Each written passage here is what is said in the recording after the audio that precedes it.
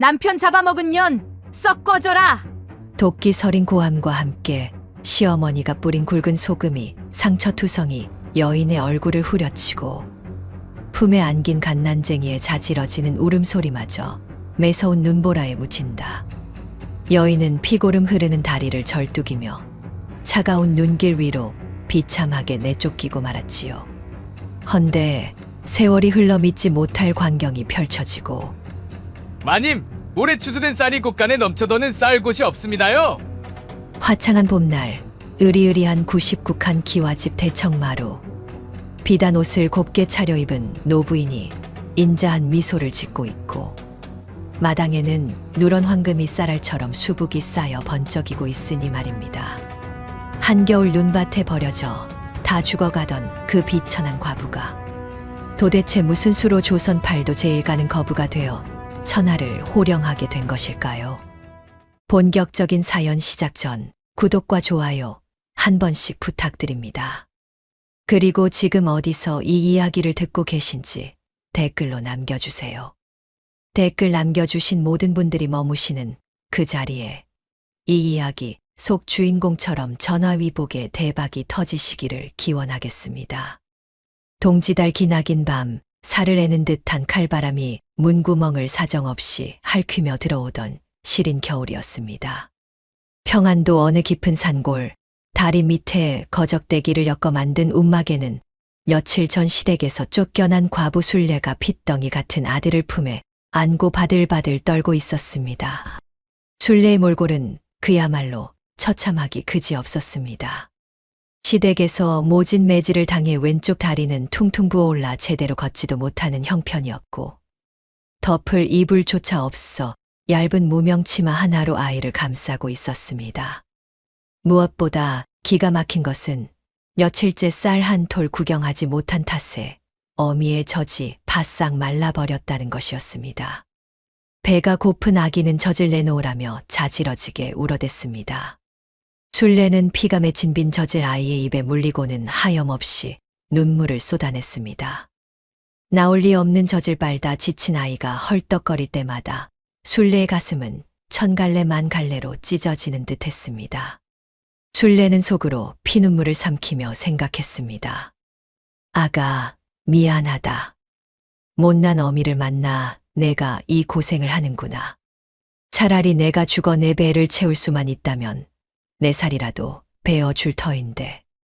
순례는 자신의 허벅지를 꼬집으며 오열했습니다. 이대로 밤을 지새웠다가는 아이가 얼어 죽거나 굶어 죽을 것이 뻔했습니다. 순례는 결심한 듯 입술을 깨물었습니다. 마을로 내려가 밥을 구걸하든 아니면 차라리 깨끗한 물이라도 실컷 먹이고 저승길을 함께 가든 무엇이라도 해야만 했습니다. 순례는 아이를 포대기에 단단히 묶어 업고는 지팡이에 의지에 절뚝거리는 걸음으로 눈길을 나섰습니다. 마을 어귀에 다다랐을 때 순례의 눈에 들어온 것은 마을의 젖줄인 큰 강이었습니다. 강은 꽁꽁 얼어붙어 있었고 그 위로 하얀 눈이 덮여 마치 거대한 무명천을 깔아놓은 듯 했습니다. 헌데 그때였습니다. 강가 저편에서 다급한 외침과 아이의 철없는 목소리가 들려왔습니다. 도령님, 거기 가시면 위험합니다. 얼음이 얇습니다. 싫다. 저기 예쁜 돌멩이가 있단 말이다. 순례가 고개를 들어보니 비단 옷을 입은 대갓집 도령 하나가 하인들의 만류를 뿌리치고 강 한복판으로 뛰어들고 있었습니다. 그곳은 물살이 새어 얼음이 얇기로 소문난 곳이었습니다. 순례가 비명을 지르기도 전에 불길한 파열음이 강변을 울렸습니다. 얇은 얼음이 깨지면서 도령의 몸이 시퍼런 강물 속으로 쑥 빨려 들어갔습니다. 뒤늦게 달려온 하인들이 발을 동동 구르며 소리를 질렀지만 누구 하나 선뜻 얼음 위로 나서지 못했습니다. 자칫하면 같이 얼음이 깨져 몰살당할 수 있는 위험한 상황이었기 때문입니다. 하인들은 발을 구르며 비명을 질렀습니다. 도령님, 아이고, 우리 도령님 죽네. 누구 없소, 사람 살려. 하인들의 비명 소리가 메아리칠 때 순례의 몸이 먼저 반응했습니다. 허나 술래는 걷는 것조차 힘겨운 절름발이었습니다. 물에 뛰어든다 한들 아이를 구하기는커녕 자신도 물귀신 밥이 될 게 뻔했습니다. 찰나의 순간 술래의 머릿속에 번개 같은 생각이 스쳤습니다. 내가 물에 들어갈 수는 없다. 허나 내게는 아직 튼튼한 팔과 긴 치마끈이 있지 않은가. 술래는 주저없이 차가운 얼음판 위에 배를 깔고 엎드렸습니다. 그리고 허리춤을 단단히 조여 메고 있던 무명 치마끈을 풀어헤쳤습니다. 술래는 마치 뱀이 기어가듯 얼음 위를 낮은 자세로 기어가기 시작했습니다. 사람들이 소리쳤지만 술래의 귀에는 들리지 않았습니다. 오로지 물속에서 허우적거리는 작은 손만이 보일 뿐이었습니다. 술래는 깨진 얼음 구멍 근처까지 필사적으로 기어갔습니다. 날카로운 얼음 조각이 술래의 무릎과 팔꿈치를 사정없이 찢어발겼고 하얀 눈 위로 붉은 선혈이 낭자하게 번졌습니다. 술래는 소리쳤습니다. 도령님, 이 끈을 잡으세요. 제발 잡으세요. 술래는 자신의 생명줄과도 같은 긴 치마끈을 던졌습니다. 다행히 허우적거리던 도령의 손에 끈이 닿았습니다. 술래는 젖먹던 힘을 다해 끈을 잡아당겼습니다. 물에 젖은 아이의 몸은 천근만근 무거웠습니다. 얼음판에 박힌 술래의 손톱이 뒤집어지고 손가락 마디마디가 끊어질 듯한 고통이 밀려왔습니다. 하지만 술래는 등 뒤에 엎인 자신의 아기를 생각하며 이를 악물었습니다. 내가 이 아이를 살려야 하늘도 내 아이를 살려주실 것이다. 그 일념 하나뿐이었습니다. 마침내 도령의 몸이 얼음 위로 끌려 올라왔습니다. 하인들이 달려와 도령을 업고 뛰었고 탈진한 술래는 그 자리에서 정신을 잃고 말았습니다. 차가운 얼음 위에서 술래의 다리는 이미 감각을 잃은 채 꽁꽁 얼어붙고 있었습니다. 얼마나 시간이 흘렀을까요? 술래가 눈을 떴을 때는 따뜻한 아랫목이었습니다. 고을의 유지인 박마님의 사랑방이었습니다. 머리맡에는 근엄한 표정의 박마님이 앉아 있었습니다. 마님의 눈가에는 눈물이 그렁그렁했습니다. 하나뿐인 손자의 목숨을 구했으니 그 고마움이야 이루 말할 수 없었을 것입니다. 하지만 방 안의 공기는 그리 따뜻하지만은 않았습니다. 문 밖에서는 문중 어르신들의 쩌렁쩌렁한 호통 소리가 들려왔기 때문입니다. 문중 어른들이 소리쳤습니다. 마님, 절대 아니 됩니다. 출가외인의 남편 잡아먹는 살이 낀 과부를 집안에 들이다니요.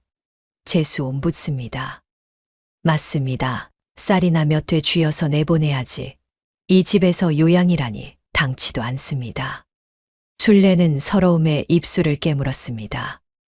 목숨을 걸고 아이를 구했건만 돌아오는 것은 재수 없는 년이라는 손가락질 뿐이었습니다. 술래는 몸을 일으키려 했지만 다리가 말을 듣지 않았습니다. 동상이 심하게 걸려 가뜩이나 불편하던 다리가 이제는 아예 나무 토막처럼 굳어버린 탓이었습니다.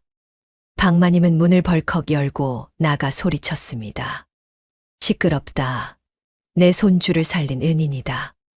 내 이 사람을 거두지 않으면 박씨 가문의 체면이 무엇이 되겠느냐? 허나 문중의 반대는 완강했습니다. 며칠간의 실랑이 끝에 결국 박마님은 긴 한숨을 내쉬며 다시 술래의 방을 찾았습니다. 마님의 손에는 누렇게 바랜 종이 한 장이 들려 있었습니다. 박마님은 침통한 목소리로 말했습니다. 술래야, 내 힘이 부족하여 너를 이 집에서 편히 거두지는 못하겠구나. 대신 내가 가진 땅 중에 아무도 가지 않으려 하는 곳이 하나 있다. 박마님은 문서를 술래의 손에 쥐어주며 말을 이었습니다. 마을 뒷산 너머에 있는 외딴 집이다. 그곳에는 오래된 고목이 하나 있는데 밤마다 귀신곡하는 소리가 들린다 하여 10수년째 비워둔 흉가이지. 사람들은 그곳을 저주받은 땅이라 부른다만 갈 곳 없는 내가 잠시 비바람이라도 피할 수 있다면 좋겠구나. 술래는 떨리는 손으로 문서를 받아들었습니다. 귀신이 나오는 흉가라니 보통 사람 같으면 기겁을 했을 테지만 지금의 순례에게는 그곳조차 감지덕지한 대궐이었습니다.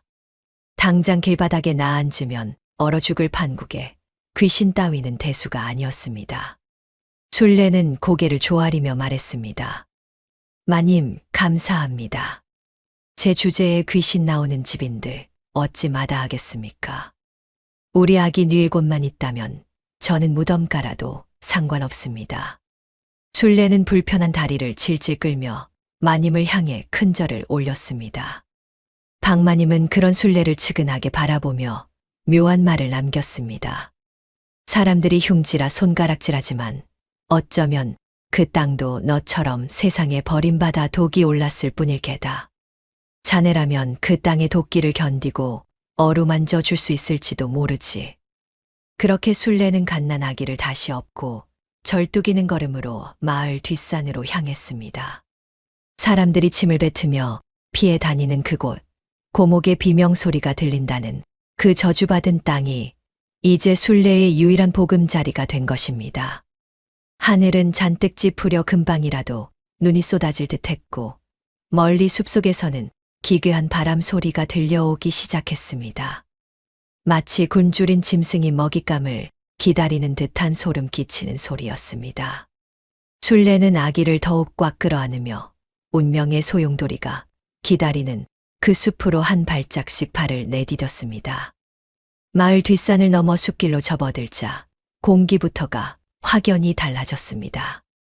마치 저승의 문턱을 넘는 듯 서늘한 냉기가 순례의 옷깃을 파고들었고 대낮인데도 울창한 나무들이 해를 가려 사방이 어둑어둑했습니다. 순례는 등 뒤에 아기가 행여나 추울까 포대기를 다시 한번 단단히 여미며 가시덤불이 우거진 비탈길을 힘겹게 올랐습니다. 동상으로 굳어버린 다리는 한 걸음을 뗄 때마다 바늘로 찌르는 듯한 고통을 안겨주었습니다. 하지만 순례는 멈출 수 없었습니다. 이곳이 아니면 갈 곳이 없었기 때문입니다. 한참을 헤매다 숲의 가장 깊은 곳, 자풀이 무성한 공터에 이르자 드디어 박마님이 일러준 그 집이 모습을 드러냈습니다. 순례의 입에서 절로 탄식이 터져 나왔습니다. 아이고, 이를 어찌 사람 사는 집이라 하겠나. 말이 좋아 기와집이지. 지붕의 기와는 태반이 깨져 구멍이 숭숭 뚫려 있었고 흙벽은 허물어져 앙상한 뼈대를 드러내고 있었습니다. 마당은 사람 키만큼 자란 잡초들이 점령하여 발 디딜 틈조차 없었습니다. 하지만 그보다 더 순례의 눈길을 사로잡은 것은 마당 한가운데 떡하니 버티고 선 거대한 고목이었습니다. 그 나무는 실로 기괴한 형상을 하고 있었습니다.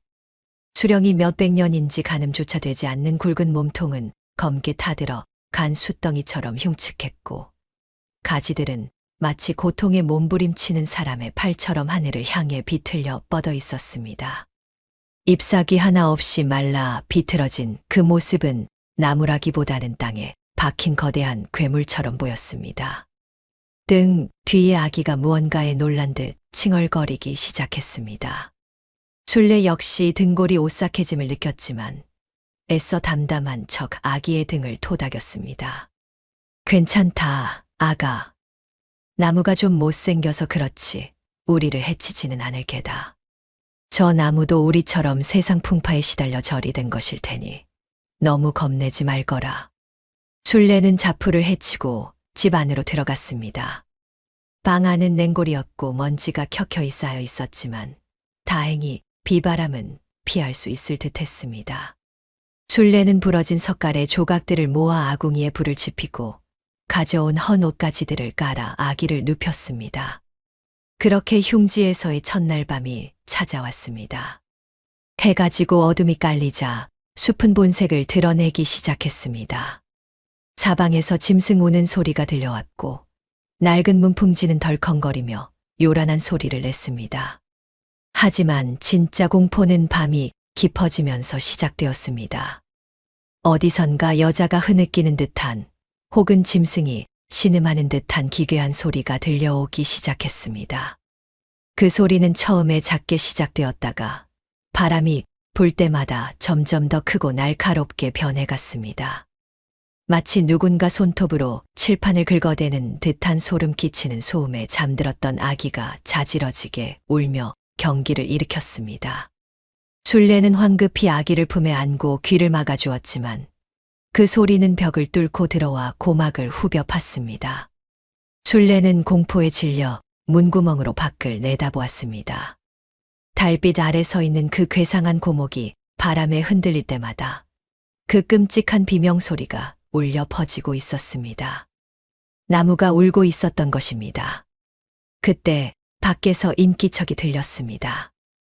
늦은 밤 약초를 캐러 왔다가 길을 잃은 듯한 마을 노인이 집 근처를 지나가며 혼잣말을 뇌까리고 있었습니다. 쯔쯔, 오늘도 저 나무 귀신이 발광을 하는구먼. 술래는 용기를 내어 문을 빼꼼히 열고 물었습니다. 어르신, 저 나무가 왜 저리 우는 것입니까? 정말 귀신이 붙은 것입니까? 갑작스러운 물음에 노인은 화들짝 놀랐지만 이내 술래의 초라한 행색을 보고 혀를 찼습니다. 아이고, 젊은 처자가 겁도 없이 이 흉가에 들어왔구먼. 저 나무는 예전부터 저주받은 나무라 불렸네. 듣자 하니 나무 뿌리가 땅속에 있는 쇠덩이들을 칭칭 감고 자라는 통에 속이 텅 비고 뒤틀려서 바람만 불면 저런 곡소리를 낸다더군. 필시 억울하게 죽은 원귀가 붙어 저리 우는 게야. 재수 온 붙기 전에 얼른 떠나는 게 좋을 걸세. 노인은 뒤도 돌아보지 않고 총총히 사라졌습니다. 다시 정막이 찾아왔지만 나무의 울음소리는 멈추지 않았습니다. 아기는 그치지 않고 울어대고 술래의 속은 타들어갔습니다. 이대로 두었다간 아기가 놀라 까무러치거나 자신이 미쳐버릴 것만 같았습니다. 술래는 부지깽이를 손에 쥐고 벌벌 떨며 방문을 열고 나갔습니다. 술래는 절뚝이는 다리로 마당 한가운데로 걸어가 소리쳤습니다. 이놈의 나무, 도대체 왜 이리 울어대느냐? 내가 울면 내 새끼가 잠을 못 잔단 말이다. 가까이서 본 나무는 더욱 처참했습니다. 거친 껍질은 뱀 비늘처럼 일어나 있었고 군데군데 썩어 들어간 구멍들이 숭숭 뚫려 있었습니다. 그때 세찬 밤바람이 불어왔습니다. 술래는 그 순간 똑똑히 보았습니다. 바람이 나무에 썩은 구멍, 그 커다란 옹이 구멍 속으로 빨려 들어가면서 공명을 일으키는 것을 말입니다. 노인의 말대로 나무는 속이 텅 비어 있었고 그 빈 가슴으로 바람이 드나들 때마다 비명을 지르고 있었던 것입니다. 술래의 손에서 부지깽이가 툭 떨어졌습니다. 분노와 공포로 떨리던 술래의 눈빛이 서서히 연민으로 바뀌었습니다. 속이 텅 비어 찬 바람이 들 때마다 울부짖는 저 나무의 신세가 남편 잃고 전말라 빈 가슴을 부여잡고 우는 자신의 처지와 너무나도 닮아 보였기 때문입니다. 술래는 나무의 거친 껍질을 쓰다듬으며 말했습니다. 너도 아픈 개로구나. 속이 텅 비어서 그 안으로 찬 바람이 들어오니 시려서 우는 개로구나. 차가운 나무의 냉기가 손바닥을 통해 전해져 왔습니다. 그래, 나도 춥다. 내 품에 안긴 이 어린 것이 배고파 우는데 줄저지 없어 내 속도 뻥 뚫린 것만 같다. 세상 사람들이 너보고 귀신이라 욕하고 나보고 재수 없다 욕하니 우리는 천생연분인가 보다. 술래는 주저앉아 나무를 끌어안고 한참을 흐느꼈습니다.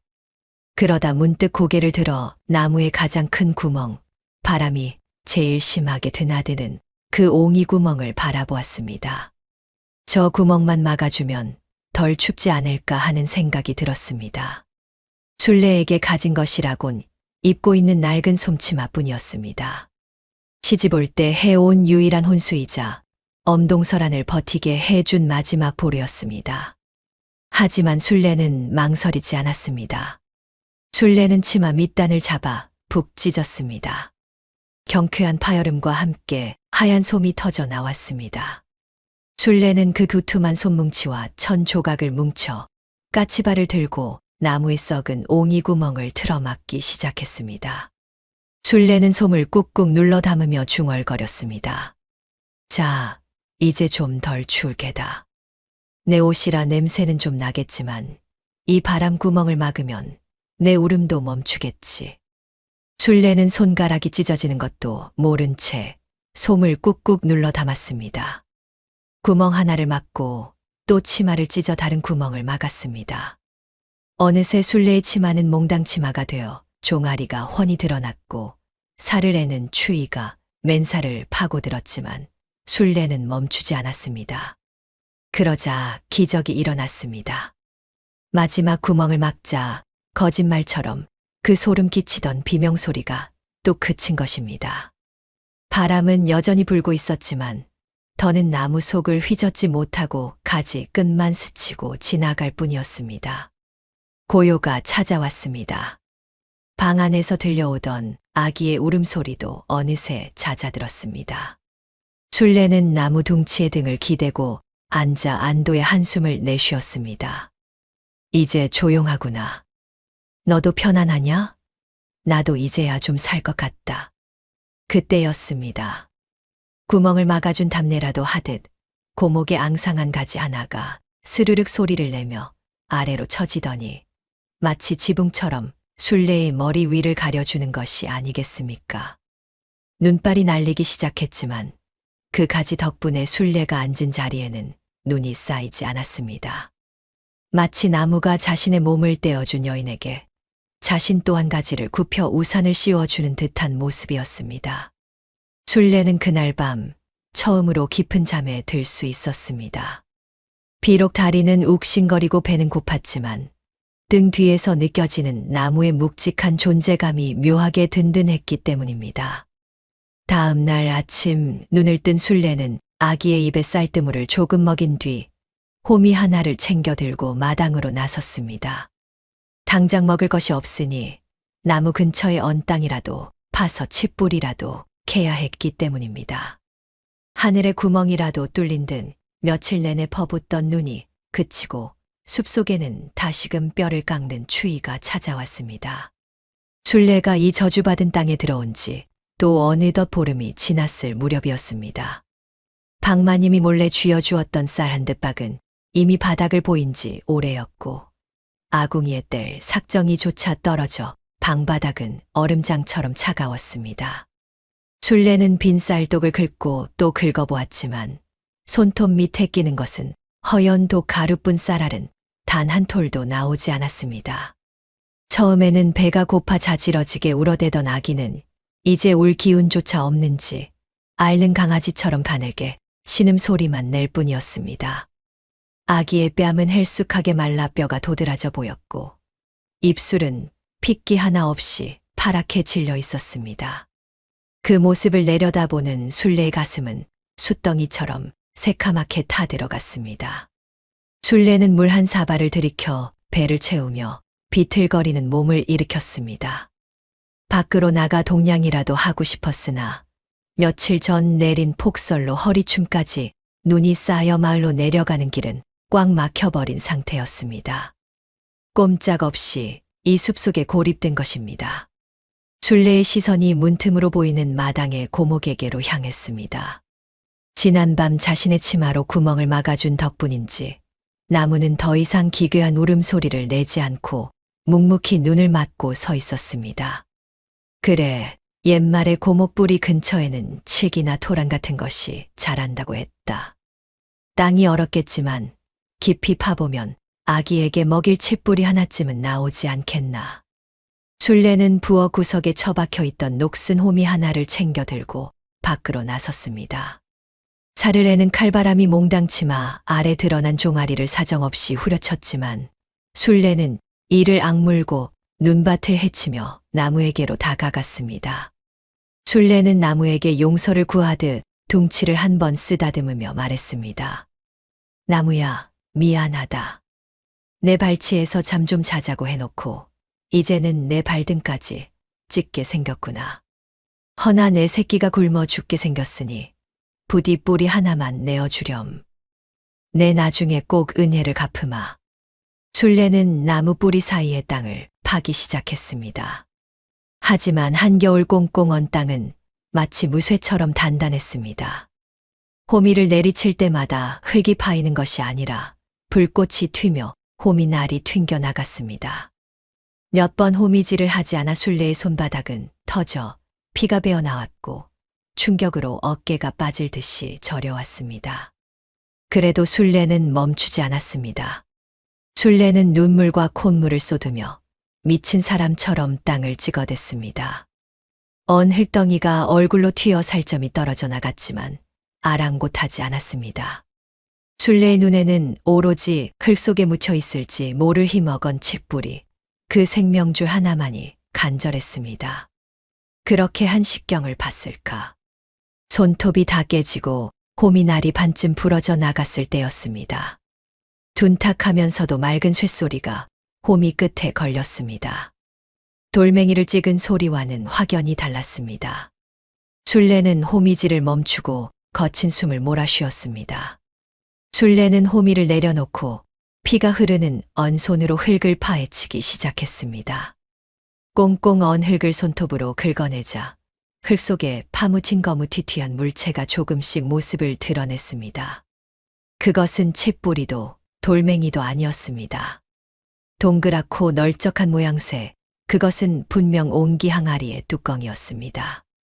술래의 심장이 쿵쾅거리기 시작했습니다. 누군가 김장김치라도 묻어둔 것일까? 아니면 된장이라도 들어있을까 싶었습니다. 묵은 김치 한 쪽이라도 있다면 물에 씻어 아기에게 국물을 먹일 수 있을 터였습니다. 술래는 전 먹던 힘을 다해 항아리 주변의 흙을 파냈습니다. 나무의 굵은 뿌리 하나가 항아리를 뱀처럼 감싸고 있었지만 다행히 뚜껑을 열 수 있을 만큼의 틈은 있었습니다. 술래는 떨리는 손으로 뚜껑을 잡고 힘껏 비틀었습니다. 오랫동안 닫혀있던 뚜껑이 흙먼지를 일으키며 열렸습니다. 술래는 기대에 찬 눈으로 항아리 안을 들여다보았습니다. 하지만 그 안에는 김치도 된장도 없었습니다. 대신 낡은 비단 보자기에 쌓인 묵직한 덩어리 하나가 덩그러니 놓여 있을 뿐이었습니다. 실망감이 밀려왔지만 술래는 홀린 듯 그 보자기를 꺼내 들었습니다. 생각보다 묵직한 무게감에 손목이 휘청거렸습니다.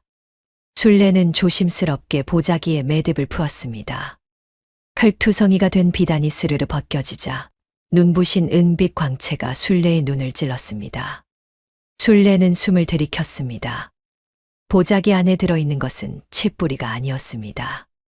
그것은 조선 팔도 어디서나 통용되는, 아니 평생을 일해도 만져보기 힘든 귀하디 귀한 말굽은 한 덩어리였습니다. 말굽 모양을 본떠 만든 그 은덩어리는 표면이 검게 산화되었지만 닦아낸 자리는 달빛처럼 시리도록 하얀 빛을 뿜어내고 있었습니다. 술래는 제 눈을 의심했습니다. 꿈인가 싶어 은덩이를 들어 입으로 안깨 물어보았습니다. 딱딱하고 차가운 감촉, 그리고 쇠비린내. 그것은 분명한 현실이었습니다.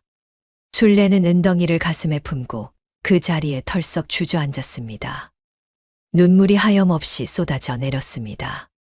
칡뿌리를 캐러 왔다가 산삼보다 귀한 은덩어리를 캤으니 이는 하늘이 내린 기적이 아니고서야 설명할 길이 없었습니다. 술래는 고개를 들어 나무를 올려다보았습니다. 앙상한 가지가 바람에 흔들리며 사그락 소리를 냈습니다. 마치 나무가 그거면 아기 밥을 먹일 수 있겠느냐 하고 묻는 것만 같았습니다. 술래는 나무 둥치에 이마를 대고 몇 번이고 저를 올리며 말했습니다. 고맙다, 정말 고맙다. 내가 내 치마를 입고 보은을 하는구나. 내가 우리 모자를 살렸다.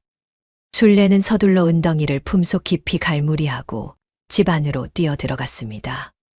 아가, 조금만 기다려라. 이제 쌀밥을 먹을 수 있다. 고기 국물을 먹을 수 있어.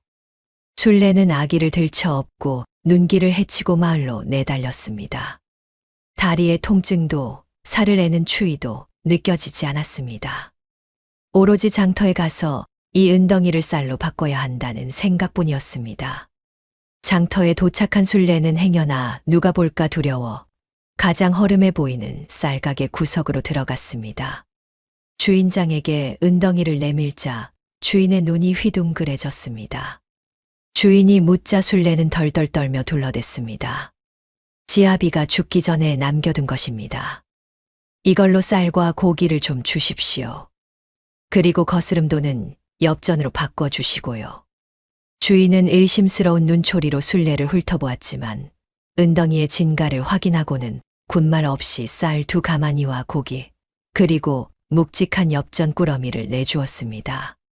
그날 밤 흉가에서는 구수한 밥 냄새와 고기, 국 끓이는 냄새가 진동했습니다. 술래는 하얀 쌀밥을 미음처럼 묽게 쑤어 아기의 입에 넣어 주었습니다.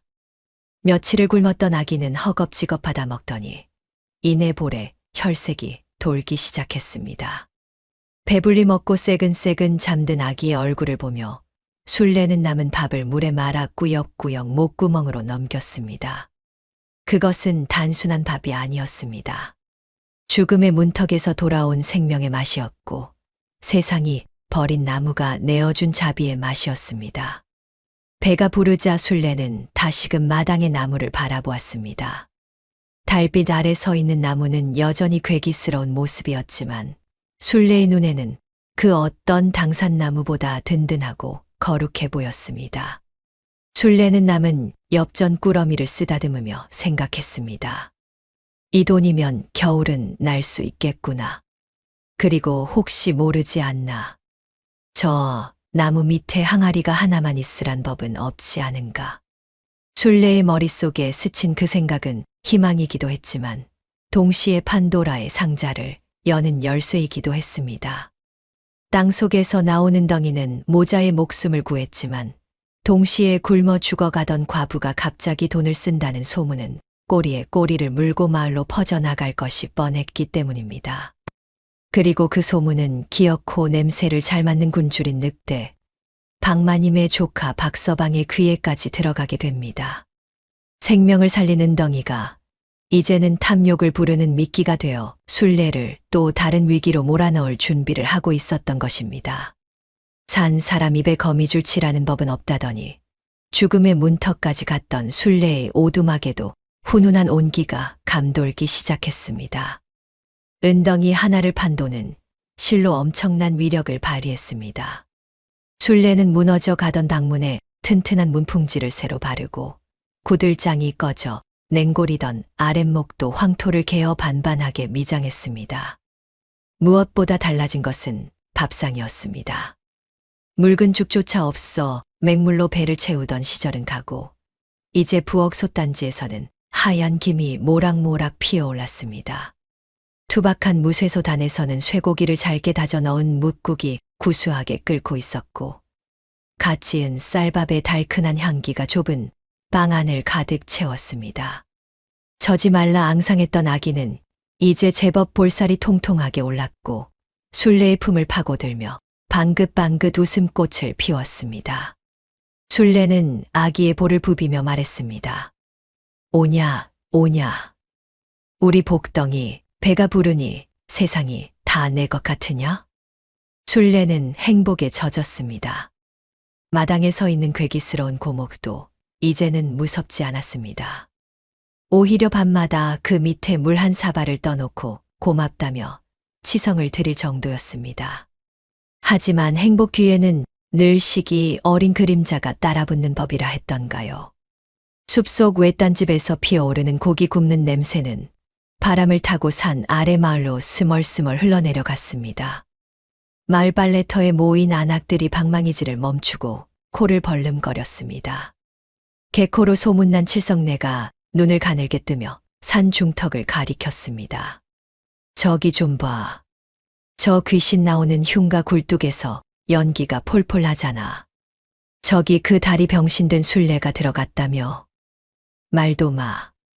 어제 장터 쌀가게 김씨한테 들었는데 그 여자가 글쎄 은덩어리를 들고 와서 쌀이랑 고기를 짝으로 사갔다더라니까. 뭐 은덩어리. 그 거지가 무슨 수로. 소문은 발 없는 말이 되어 순식간에 고을 전체로 퍼져 나갔습니다. 과부가 밤마다 도깨비를 홀려 돈을 뜯어낸다더라. 흉가터에서 산삼을 캤다더라. 혹시 도적놈이랑 눈이 맞은 거 아니냐 하는 흉흉한 억측들이 눈덩이처럼 불어났습니다. 그리고 그 소문은 기어코 듣지 말아야 할 자의 귀에까지 들어가고 말았습니다. 고을 장터 뒷골목, 매캐한 연기가 자욱한 투전판에서 신경질적으로 패를 집어 던지는 사내가 있었습니다. 그는 바로 박마님의 조카이자 고을의 소문난 망나니 박서방이었습니다. 조상대대로 물려받은 전답을 노름으로 죄다 날려먹고 이제는 고모인 박마님이 언제 돌아가시나 그것만 손꼽아 기다리며 빈대처럼 사는 위인이었습니다. 옆자리에 앉은 타짜가 낄낄거리며 말을 건넸습니다. 어이, 박서방. 자네 고모님 댁 그 흉가 말이야. 거기 들어간 절름발이 과부가 요새 횡재를 했다더구먼. 박서방이 물었습니다. 뭐, 횡재. 그 흉가에 쥐새끼 말고 뭐가 있다고 횡재를 해? 타짜가 답했습니다. 모르는 소리. 그 과부가 은덩이를 들고 와서 돈지랄을 한다자는가. 사람들이 그러는데 그 집터가 예사터가 아닌가 봐. 땅만 파면 돈이 나온다던데? 그 순간 박서방의 눈이 번뜩였습니다. 충혈된 눈동자에 탐욕스러운 광기가 서렸습니다. 박서방은 속으로 쾌재를 불렀습니다. 은덩이, 땅만 파면 돈이 나와. 그 흉가가 본래 우리 할아버님 땅이었는데 그렇다면 그 돈도 다 내 것이 아닌가. 박서방은 자리를 박차고 일어났습니다. 잃은 돈을 만회할 기회, 아니 어쩌면 팔자를 고칠 기회가 제 발로 굴러들어 온 것만 같았습니다. 그는 가끈을 대충 메고는 씩씩거리며 산길을 올랐습니다. 가파른 숲길을 오르는 내내 박서방은 욕지거리를 내뱉었습니다. 빌어먹을 고모님, 나한테는 엽전 한 입 안 주시더니 생판남인 과부년한테 알짜배기 땅을 넘겨. 내 오늘 그년의 멱살을 잡아서라도 그 은덩이가 어디서 났는지 캐내고야 말겠다. 숨을 헐떡이며 흉가 근처에 다다르자 과연 소문대로 구수한 쇠고기 국 냄새가 코를 찔렀습니다. 박서방의 배에서 꼬르륵 소리가 요란하게 울렸습니다. 자신은 돈이 없어 시래기 죽으로 연명하는데 남의 집 식모살이나 하던 과부가 고깃국을 먹는다 생각하니 배알이 꼴려 견딜 수가 없었습니다. 박서방은 도둑 고양이처럼 살금살금 담벼락 밑으로 다가갔습니다. 무너진 담장 틈으로 마당이 훤히 들여다 보였습니다. 마당에는 술래가 아기를 업은 잿빨래를 널고 있었습니다. 얼굴에는 기름기가 흘렀고 입고 있는 옷도 제법 때깔 좋은 무명옷으로 바뀌어 있었습니다. 박서방의 시선은 술래를 지나 마당 한가운데 서 있는 고목으로 향했습니다. 그런데 박서방의 눈에 수상한 흔적이 포착되었습니다. 나무뿌리 근처의 흙이 최근에 파헤쳐졌다가 다시 덮인 듯 거뭇거뭇했고 그 주변에 반짝이는 은가루가 햇빛을 받아 희미하게 빛나고 있었던 것입니다. 저기다. 저 나무 밑이야.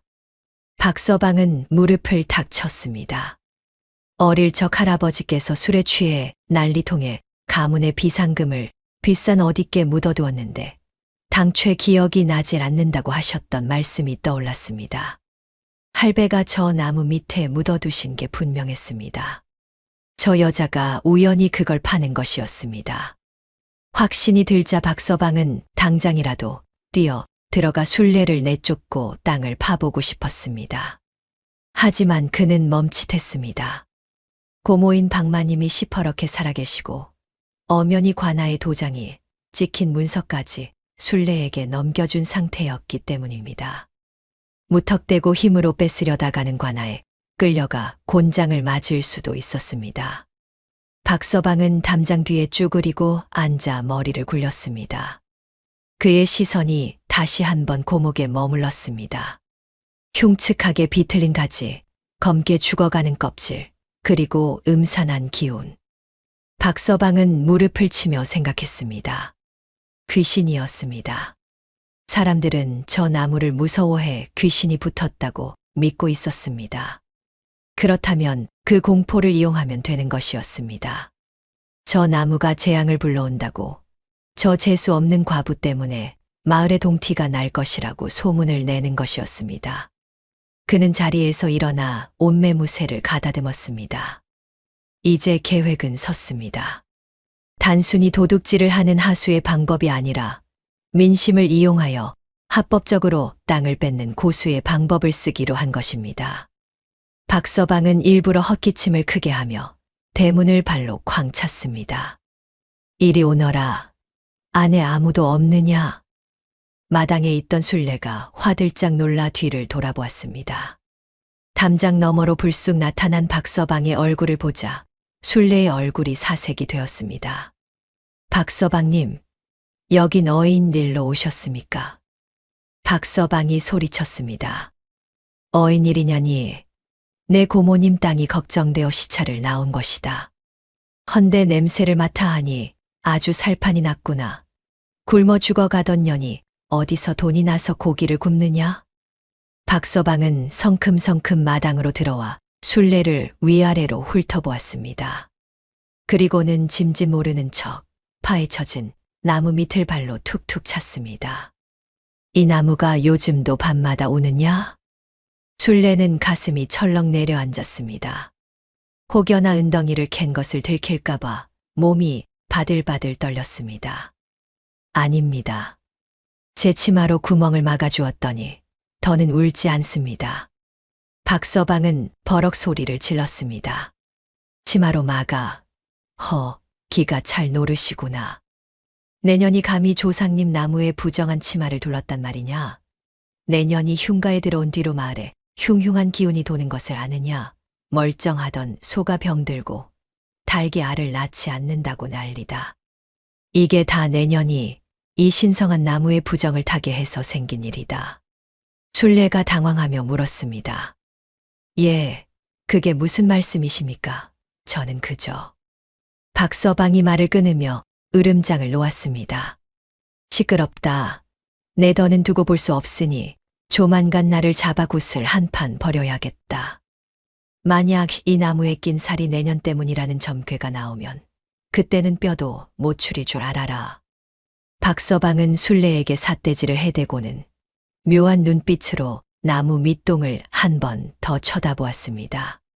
탐욕과 계략이 뒤섞인 그 끈적한 시선에 술래는 숨이 막힐 것만 같았습니다.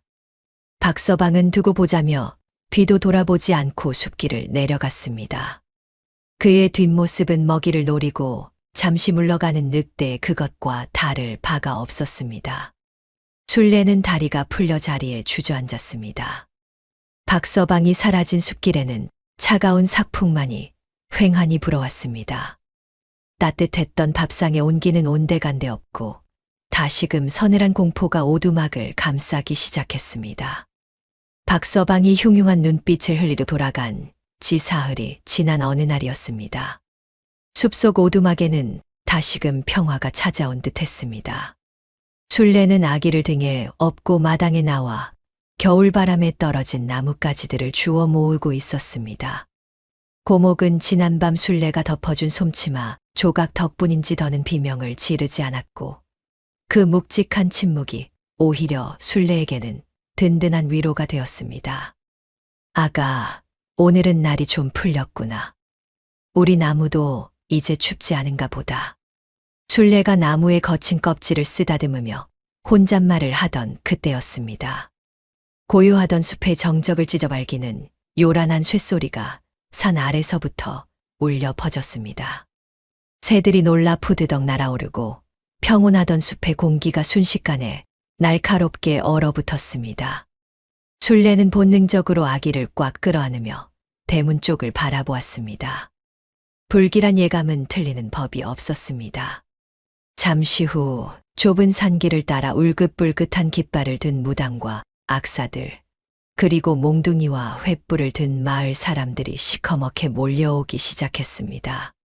그 선두에는 뒷짐을 지고 거만하게 걷는 박서방이 서 있었습니다. 박서방이 호령했습니다. 자, 어서들 오시오. 저기가 바로 귀신이 붙어 우리 고을의 동티를 내는 그 흉가요. 박서방의 호령의 구패들이 마당으로 우르르 들이닥쳤습니다. 술래는 뒷걸음질을 치며 바들바들 떨었습니다. 마당은 순식간에 아수라장이 되었고 징과 꽹과리 소리는 귓고막을 찢을 듯 더욱 거세졌습니다. 그들 사이에서 화려한 색동옷을 입은 무당이 부채를 촥 펼치며 튀어나왔습니다. 눈매가 매섭게 찢어진 그녀는 읍내에서 용하기로 소문난 매화 만신이었는데 사실 돈만 주면 없는 귀신도 만들어내는 사기꾼이나 다름없는 위인이었습니다. 무당은 마당에 들어서자마자 소금을 팍팍 뿌려대며 고래고래 고함을 질렀습니다. 에헤이, 퇴. 썩은 내가 진동을 하는구나. 부정을 타도 단단히 탔어. 무당의 눈이 술래를 쏘아보더니 이내 마당 한가운데 서 있는 고목에게로 향했습니다. 나무 옹이 구멍에 박혀있는 하얀 솜뭉치, 바로 술래가 찢어 막은 솜치마, 조각을 발견한 무당은 과장되게 몸을 떨며 비명을 질렀습니다. 아이고, 저걸 좀 보소. 감히 신령님이 숨쉬는 콧구멍을 더러운 과부 치마로 틀어막았어. 이러니 산신이 노하셔, 안 노하셔. 무당은 펄쩍펄쩍 뛰며 작두를 타듯 방울을 흔들어댔습니다. 잘 들어라. 이 나무는 본래 이 산의 주인이신 도깨비 신장이시다. 헌데 저 재수 없는 여자가 들어와 부정을 저지르고 신령님의 숨통을 막아버렸으니 그 화가 고을 전체로 퍼지고 있다. 너희들 집에 소가 앓고 닭이 죽어나가는 게 다 전연 때문이다. 그 말에 마을 사람들의 눈빛이 흔들렸습니다. 사실 겨울철이라 가축이 병드는 것은 흔한 일이었으나 불안에 떨던 사람들에게 무당의 공수는 마른 들판에 불을 지른 격이었습니다. 순박했던 마을 사람들은 순식간에 성난 폭도로 변해갔습니다. 두려움은 분노로 바뀌었고 그 분노의 화살은 오로지 힘없는 술래에게로 향했습니다. 사람들이 소리쳤습니다. 전연 끌어내, 당장 내쫓아. 나무를 태워버려야 해. 그래야 우리 마을이 살아. 사람들이 돌멩이를 집어 던지며 술래를 향해 다가왔습니다. 술래는 아기를 감싸 안으며 울부짖었습니다. 아니에요. 아닙니다. 이 나무는 귀신이 아니에요. 그저 추워서 울기에 제가 옷을 입혀준 것뿐입니다. 제발 이러지 마세요. 하지만 꽹과리 소리와 사람들의 고함에 묻혀 술래의 목소리는 들리지 않았습니다. 박서방은 팔짱을 낀 채 그 광경을 흐뭇하게 지켜보고 있었습니다. 모든 것이 그의 각본대로 흘러가고 있었습니다. 그때였습니다. 대문 밖에서 쩌렁쩌렁한 호통 소리가 들려왔습니다. 멈추시오. 다들 뭐 하는 짓들이오. 가마에서 내린 방마님이 지팡이를 짚고 급히 들어오고 있었습니다. 고을의 실질적인 주인인 마님의 등장에 흥분했던 마을 사람들이 멈칫하며 길을 터주었습니다. 방마님은 난장판이 된 마당을 둘러보고는 박서방을 향해 삿대질했습니다. 내 이놈, 내 허락도 없이 남의 집에서 굿판을 벌여? 이게 무슨 행패냐? 박서방은 뻔뻔하게 고개를 숙이며 비열한 웃음을 지었습니다. 아이고 고모님, 오셨습니까? 행패라니요. 저는 그저 가문과 고을을 위해 굳은 일을 도맡아 하고 있을 뿐입니다. 고모님께서 판단이 흐려지셔서 저 요물 같은 과부에게 속고 계신 듯하여 제가 나선 겁니다. 방마님이 기가 막혀 물었습니다. 뭐라, 요물?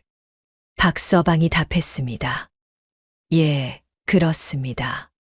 저 나무를 보십시오. 기괴하기 짝이 없지 않습니까? 무당의 말로는 저 나무에 살이 넘쳐 흘러 우리 집안의 대를 끊어 놓을 것이라 합니다. 방마님은 기가 막혀 말문이 막혔습니다. 그녀는 지팡이로 바닥을 내리치며 소리쳤습니다. 닥쳐라. 술래는 내 손주 세룡이의 목숨을 구한 은인이다. 은인에게 칼을 들이대는 놈이 사람이더냐? 썩 물러가라. 방마님의 서슬퍼런 위엄에 마을 사람들은 웅성거리지 시작했습니다. 아무래도 방마님의 말씀을 거역하기는 어려웠기 때문입니다. 분위기가 반전되려는 찰나 박서방이 회심의 미소를 지으며 품속에서 무언가를 꺼내 보였습니다. 그것은 어린아이의 저고리였습니다. 바로 박마님의 손자 도령의 옷이었습니다. 박서방이 비아냥거렸습니다. 은인이라고요? 고모님도 참 딱하십니다. 지금 댁에 계신 세룡이가 시름시름 앓고 있는 것을 모르십니까? 박마님의 눈동자가 흔들렸습니다. 사실 며칠 전부터 손자가 감기 기운으로 미열이 있긴 했었습니다. 하지만 박서방은 그것을 교묘하게 이용했습니다. 의원도 고개를 저읍디다. 병명도 없는 괴질이라더군요. 이게 다 무슨 까닭이겠습니까? 상부살 낀 저 과부가 흉가에서 묻혀온 귀신 기운을 도령님께 옮긴 겁니다. 물에 빠진 애를 구할 때 이미 살을 날린 거라고요. 마을 사람들의 표정이 다시 싸늘하게 변했습니다. 은인이 아니라 아이에게 저주를 옮긴 원흉이라는 말의 동정심은 순식간에 증오로 뒤바뀌었습니다. 사람들이 수군거렸습니다. 세상에 어쩐지. 물에 빠진 애를 구할 때부터 수상했어. 다리도 병신인 여자가 어떻게 애를 구해? 귀신이 도운 게지. 맞아, 은혜를 원수로 갚는 년이네. 우리 애들도 병들기 전에 쫓아내야 해. 무당이 이때다 싶어 작두 위에서 펄쩍 뛰며 소리쳤습니다. 들었느냐? 대갓집 귀한 도령님까지 잡을 판이다. 당장 전연을 멍석마리하고 이 나무를 베어 태우지 않으면 내일 당장 고을에 역병이 창궐하여 초상집이 줄을 이을 것이다. 공포는 이성을 마비시키는 가장 강력한 독이었습니다. 사람들은 이제 박마님의 눈치도 보지 않았습니다. 누군가 던진 돌멩이가 순례의 어깨를 강타했습니다. 순례가 비명을 지르며 주저앉자 아기가 놀라 자지러지게 울기 시작했습니다. 박마님은 순례를 감싸려 했지만 박서방이 눈짓하자 건장한 왈패들이 마님의 앞을 가로막았습니다. 박서방이 말했습니다. 고모님은 연로하시니 빠져 계십시오. 이건 우리 가문과 고을 전체가 사는 길입니다. 박서방은 승리감에 도취되어 순례에게 다가갔습니다. 그리고는 쪼그리고 앉아 순례의 귀에 대고 나직하게 속삭였습니다. 잘 들어라, 순례야. 내가 살 길은 딱 하나다. 내일 정오까지 짐 싸서 쥐도 새도 모르게 떠나거라. 만약 그때까지 버틴다면 내년은 멍석마리로 타 죽고 내 새끼는 나무와 함께 잿더미가 될 것이다. 박서방은 섬뜩한 경고를 남기고는 마을 사람들을 향해 큰 소리로 외쳤습니다. 자, 오늘은 날이 저물었으니 귀신이 발악할 수 있소. 내일 해가 중천에 뜨는 정오에 저 나무를 베고 부정을 씻는 화형식을 거행하겠소. 다들 도끼와 횃불을 준비해 오시오. 사람들의 함성 소리가 숲을 뒤흔들었습니다. 박마님은 분함에 몸을 떨었지만 이미 광기에 휩싸인 군중을 막을 힘은 없었습니다. 마님은 안타까운 눈빛으로 순례를 바라보다가 하인들의 부축을 받아 억지로 끌려가듯 산을 내려가야만 했습니다. 구패와 사람들이 썰물처럼 빠져나간 뒤 흉가에는 다시 정막이 찾아왔습니다. 하지만 그것은 평화가 아닌 사형 선고를 받은 죄수의 감방에 감도는 죽음의 침묵이었습니다. 마당에는 깨진 항아리 조각과 소금이 하얗게 흩뿌려져 있었고 순례는 헝클어진 머리를 한 채 나무 밑에 주저앉아 있었습니다. 아가, 미안하다. 정말 미안하다. 순례는 멍든 어깨로 아기를 토닥이며 오열했습니다. 이제 갈 곳은 없었습니다. 마을로 내려가면 돌팔매질을 당할 것이고 이곳에 남으면 불타 죽을 운명이었습니다. 해가 서산으로 넘어가고 숲에는 칠흑 같은 어둠이 깔렸습니다. 내일 정오면 저 나무와 함께 자신도 끝장이 날 판국이었습니다. 순례는 눈물 젖은 눈으로 나무를 올려다보았습니다. 달빛을 등진 고목은 여전히 말이 없었지만 왠지 모르게 슬퍼 보였습니다. 순례는 생각했습니다. 어차피 죽을 목숨, 굶어 죽으나 맞아 죽으나 매한가지다. 순례의 눈빛이 갑자기 달라졌습니다. 절망의 끝에서 묘한 도끼가 피어올랐습니다. 이대로 쫓겨나면 우리 아기는 굶어 죽는다. 그럴 바에는 차라리 도둑년 소리를 듣더라도 예전에 발견해서 다시 묻어두었던 그 항아리, 그 은덩이 항아리 하나라도 몰래 캐서 도망가자. 술래는 아기를 방에 눕히고 부엌에서 호미를 찾아 들었습니다. 그리고는 어둠 속에서 나무 밑으로 기어갔습니다. 이것이 술래의 마지막 살길이었습니다. 차가운 밤 공기 속에서 호미질 소리가 숲의 정적을 깨뜨리기 시작했습니다. 밤이 깊어질수록 숲의 공기는 무겁게 가라앉았습니다. 내일 정오면 닥쳐올 재앙을 예고하듯 하늘에는 별 하나 보이지 않고 먹물처럼 캄캄한 어둠만이 내려앉아 있었습니다. 가끔 들려오는 부엉이 울음소리가 마치 저승사자의 호명처럼 서늘하게 귓가를 스쳤습니다. 방 안에는 아기가 아무것도 모른 채 새근새근 잠들어 있었습니다. 볼이 통통하게 오른 아기의 얼굴을 내려다보는 술래의 눈에서는 하염없이 눈물이 흘러내렸습니다. 불쌍한 내 새끼. 어미 잘못 만나 따뜻한 밥 한 끼 배불리 먹는가 싶더니 이제는 불에 타 죽을 운명이구나. 술래는 아기의 작은 손을 자신의 거친 뺨에 비비며 오열했습니다. 박서방의 도끼 어린 눈빛과 횃불을 들고 태워 죽여라 외치던 마을 사람들의 광기 어린 함성이 귓가에 쟁쟁하게 울렸습니다. 날이 밝으면 그들은 정말로 들이닥칠 것입니다. 힘없는 과부 하나 멍석마리하여 불 속에 던져 넣는 일쯤은 귀신 씨였다는 핑계만 있다면 식은 죽 먹기보다 쉬운 세상이었기 때문입니다. 술래는 눈물을 훔치며 입술을 깨물었습니다. 제 목숨이야 팔이 목숨보다 못하다 쳐도 이 핏덩이 같은 자식까지 길동무로 삼을 수는 없었습니다. 도망가야 한다. 어디로든 저 미친 놈들이 쫓아오지 못할 곳으로. 하지만 빈손으로 나갔다가는 며칠 못 가 길바닥에서 굶어 죽거나 얼어 죽을 게 뻔했습니다. 노잣돈이 필요했습니다. 술래의 머릿속에 지난번 칡뿌리를 캐다 발견했던 그 항아리가 떠올랐습니다. 그때는 은덩이 하나만 꺼내고 혹여나 누가 볼까 무서워 황급히 흙을 덮어두었었습니다. 그래, 그 항아리 속에 아직 남은 은덩이가 있을지 모른다. 그거 하나만 챙기자.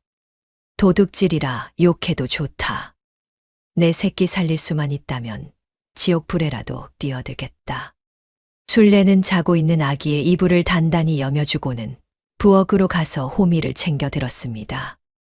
손잡이가 반쯤 썩어 문드러진 낡은 홈이었지만 지금 술래에게는 유일한 희망의 열쇠였습니다. 녹슨 문경첩 소리가 나지 않게 조심하며 밖으로 나왔습니다. 밤 공기는 살을 애는 듯 차가웠지만 긴장감 때문인지 추위를 느낄 겨를 조차 없었습니다. 술래는 어둠 속에 웅크리고 있는 거대한 고목에게로 다가갔습니다. 지난밤 구판을 버리며 뿌려댄 소금이 하얗게 서리처럼 덮여 있어 처연하기 그지없었습니다. 술래는 지난번 땅을 팠던 그 자리, 나무의 굵은 뿌리 사이 오목한 곳에 무릎을 꿇었습니다. 나무야, 미안하다. 내 살을 파내는 이 못난 어미를 용서해다오. 딱 한 번만 눈 감아다오. 술래는 떨리는 손으로 호미질을 시작했습니다. 꽁꽁 언 땅은 쉽게 곁을 내주지 않았습니다. 호미날이 땅에 박힐 때마다 손목이 시큰거리고 어깨가 끊어질 듯 아팠습니다. 하지만 술래는 쉴 새 없이 호미를 놀렸습니다. 멀리서 새벽 달기 울기 전에, 동이 트기 전에 이 일을 끝내야 했습니다. 얼마나 팠을까요? 이마에 송골송골 땀이 맺히고 숨이 턱까지 차올랐을 때였습니다. 익숙한 쇳소리가 났습니다. 술래의 눈이 번쩍 뜨였습니다. 찾았다. 술래는 호미를 던져두고 맨손으로 흙을 파헤쳤습니다. 손톱 밑으로 흙이 파고들고 손가락이 찢어졌지만 아픔 따위는 안중에도 없었습니다. 드디어 흙 속에 파묻혀 있던 둥그스름한 옹기 항아리에 어깨가 드러났습니다. 있다. 아직 그대로 있어. 술래는 안도감에 거친 숨을 몰아쉬며 항아리 주변의 흙을 더 넓게 파냈습니다. 뚜껑을 열어 은덩이를 꺼낼 생각이었지만 마음이 급해 아예 항아리째 캐내어 들고 튈 작정이었습니다. 술래는 항아리의 몸통을 양손으로 잡고 힘껏 잡아당겼습니다. 그런데 이상했습니다. 항아리는 꿈쩍도 하지 않았습니다. 마치 땅속 깊은 곳에서 누군가 항아리를 꽉 붙잡고 있는 것처럼 요지부동이었습니다. 흙이 얼어서 그런가 싶어 술래는 항아리 밑동까지 더 깊숙이 흙을 파냈습니다. 그리고 그 순간 구름 뒤에 숨어있던 달이 잠시 얼굴을 내밀며 구덩이 속을 비췄습니다. 술래는 자신의 눈을 의심하며 입을 틀어막았습니다. 그것은 단순한 매장이 아니었습니다. 항아리를 들어 올릴 수 없었던 이유는 흙 때문이 아니었습니다. 나무의 굵은 뿌리가 마치 거대한 뱀처럼 항아리의 몸통을 칭칭 감고 있었기 때문입니다. 아니, 감고 있는 것이 아니라 항아리가 뿌리 사이에 끼어 옴짝달싹 못하게 옥죄고 있다는 표현이 더 정확했습니다. 더욱 충격적인 것은 그 밑이었습니다. 술래가 파낸 구덩이 아래로 또 다른 항아리의 뚜껑이 보였습니다. 그리고 그 옆에도 또 그 아래에도 또 다른 항아리들이 있었습니다. 술래의 입에서 탄식이 터져 나왔습니다. 이게 다 무엇이란 말인가? 술래는 홀린 듯 미친 사람처럼 주변 흙을 더 미친 듯이 파헤쳤습니다. 그러자 땅속에 기가 막힌 실체가 드러났습니다. 그것은 거대한 쇠사슬과도 같았습니다. 수십, 아니 수백 개가 될지 모를 크고 작은 항아리들이 나무의 뿌리 사이사이마다 빈틈없이 박혀 있었습니다. 마치 나무가 자라지 못하게 뿌리를 가두는 족쇄처럼 무거운 옹기와 쇠항아리들이 층층이 쌓여 나무의 숨통을 조이고 있었던 것입니다. 술래는 그제야 깨달았습니다. 이 나무가 왜 밤마다 비명을 질렀는지, 왜 속이 텅 비어 썩어 문드러졌는지 말입니다. 귀신이 붙어서가 아니었습니다. 원혼이 서려서가 아니었습니다. 누군가의 탐욕이 묻어둔 이 엄청난 무게의 재물이 수십 년 세월 동안 나무의 뿌리를 짓누르고 휘감고 파고들어 나무를 죽어가게 만들고 있었던 것입니다. 나무는 살고 싶어서 숨을 쉬고 싶어서 몸부림치느라 껍질이 터지고 속이 비어버린 것이었습니다. 술래는 항아리를 캐내려던 손을 멈추고 항아리에 짓눌려 하얗게 질린 나무 뿌리를 어루만졌습니다. 너는 이 무거운 걸 짊어지고 여태 버틴 것이냐?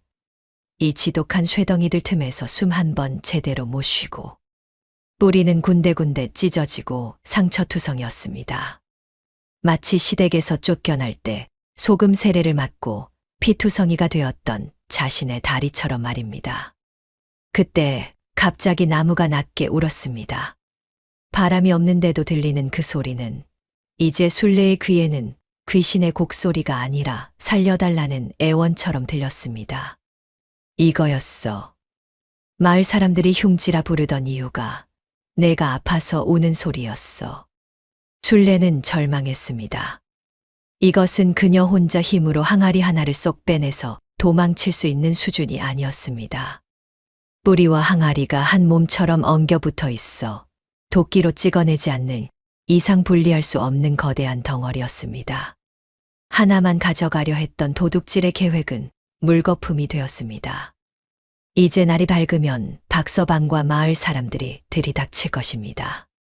그들은 나무를 베어버릴 것이고 그러면 이 땅 속의 진실은 영원히 묻히거나 탐욕스러운 박서방의 차지가 되어버릴 것입니다. 그리고 자신과 아기는 억울한 누명을 쓴 채 잿더미가 되겠지요. 야속하게도 새벽 닭이 울었습니다.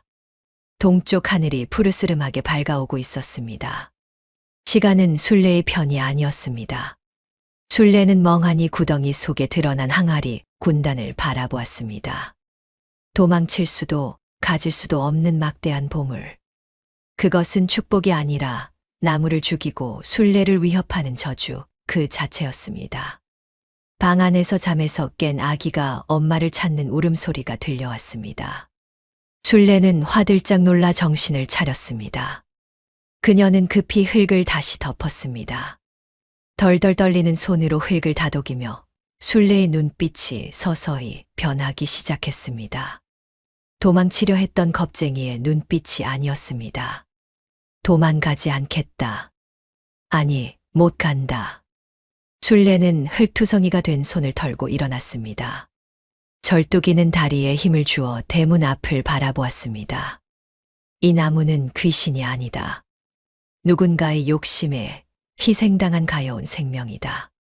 내가 도망치면 이 나무는 억울하게 죽고 내 아기도 평생 죄인의 자식으로 살아야 한다. 술래는 나무 둥치를 꽉 끌어안았습니다. 차가운 나무의 온도가 가슴을 파고들었습니다. 걱정 마라. 내가 널 지켜주마. 내 다리가 부러지고 내 몸이 불타는 한이 있어도 내가 귀신이 아니라 그저 아팠을 뿐이라는 걸 내 목숨을 걸고 증명해 보이마. 술래는 부엌으로 들어가 아기를 포대기에 단단히 업었습니다. 그리고 낡은 낫 하나를 손에 쥐고 마당 한가운데 고목의 앞을 가로막고 섰습니다. 술래의 모습은 더 이상 매맞고 쫓겨난 비천한 과부가 아니었습니다. 새끼를 지키려는 어미 호랑이처럼, 그리고 친구를 지키려는 전사처럼 비장함이 감돌았습니다. 저 멀리 산 아래에서 웅성거리는 소리가 들려왔습니다. 횃불의 매캐한 냄새가 바람을 타고 올라왔습니다. 드디어 운명의 시간이 다가오고 있었습니다. 해가 중천에 걸리자 숲속의 긴 그림자가 짧아지며 운명의 시각인 정오가 다가왔습니다.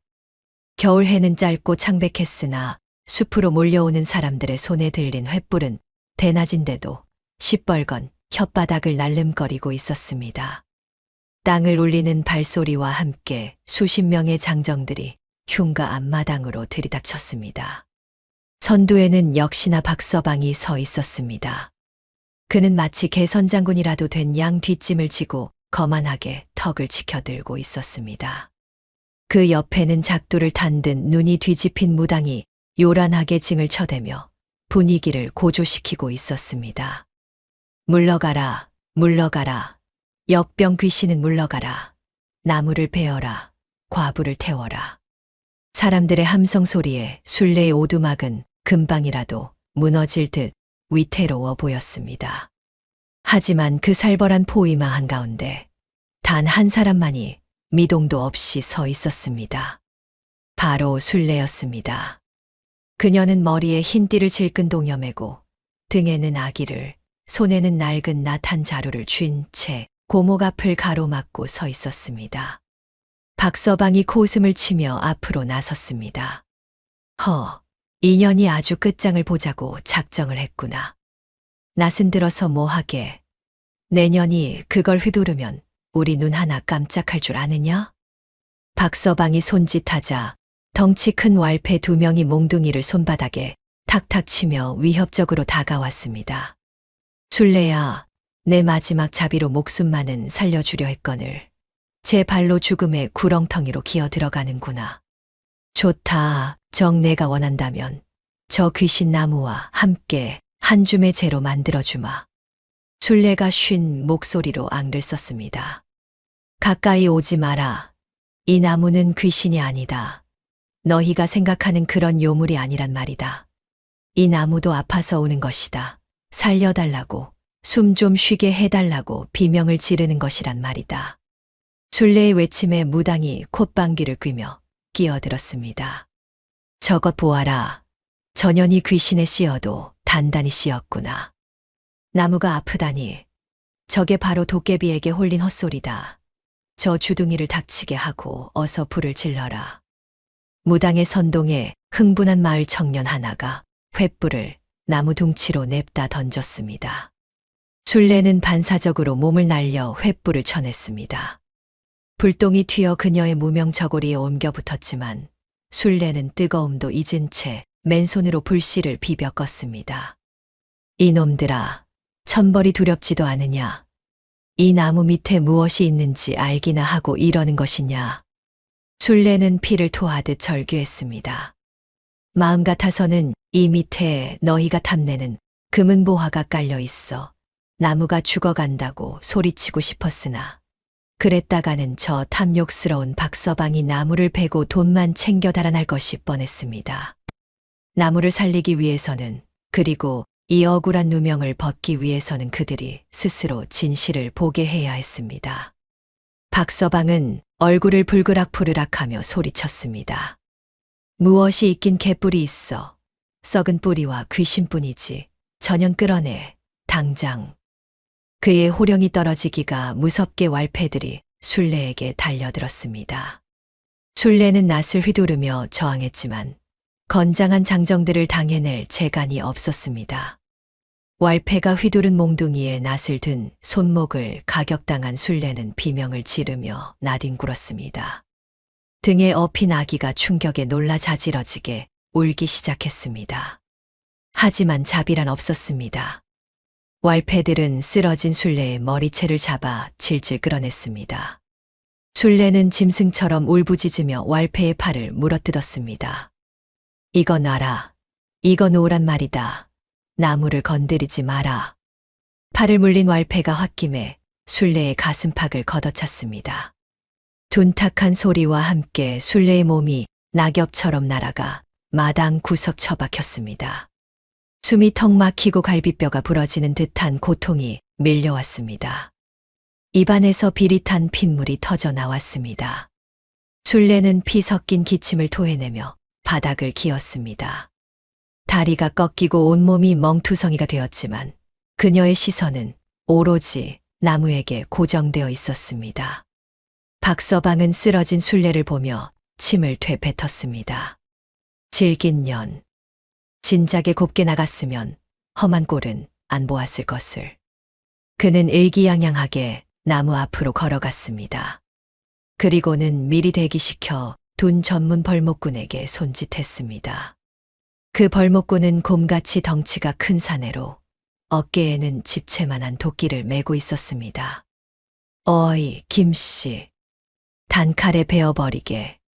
저 흉물스러운 껍데기를 벗겨내고 불을 질러야 내 속이 시원하겠네. 벌목꾼은 굵은 팔뚝에 침을 퇴퇴 뱉고는 도끼를 고쳐 잡았습니다. 그가 자리를 잡은 곳은 하필이면 지난밤 순례가 파헤쳤다가 급히 덮어둔 항아리가 가장 많이 얽혀있는 굵은 뿌리 쪽이었습니다. 순례는 공포에 질려 고개를 저었습니다. 안 돼, 그쪽은 안 돼.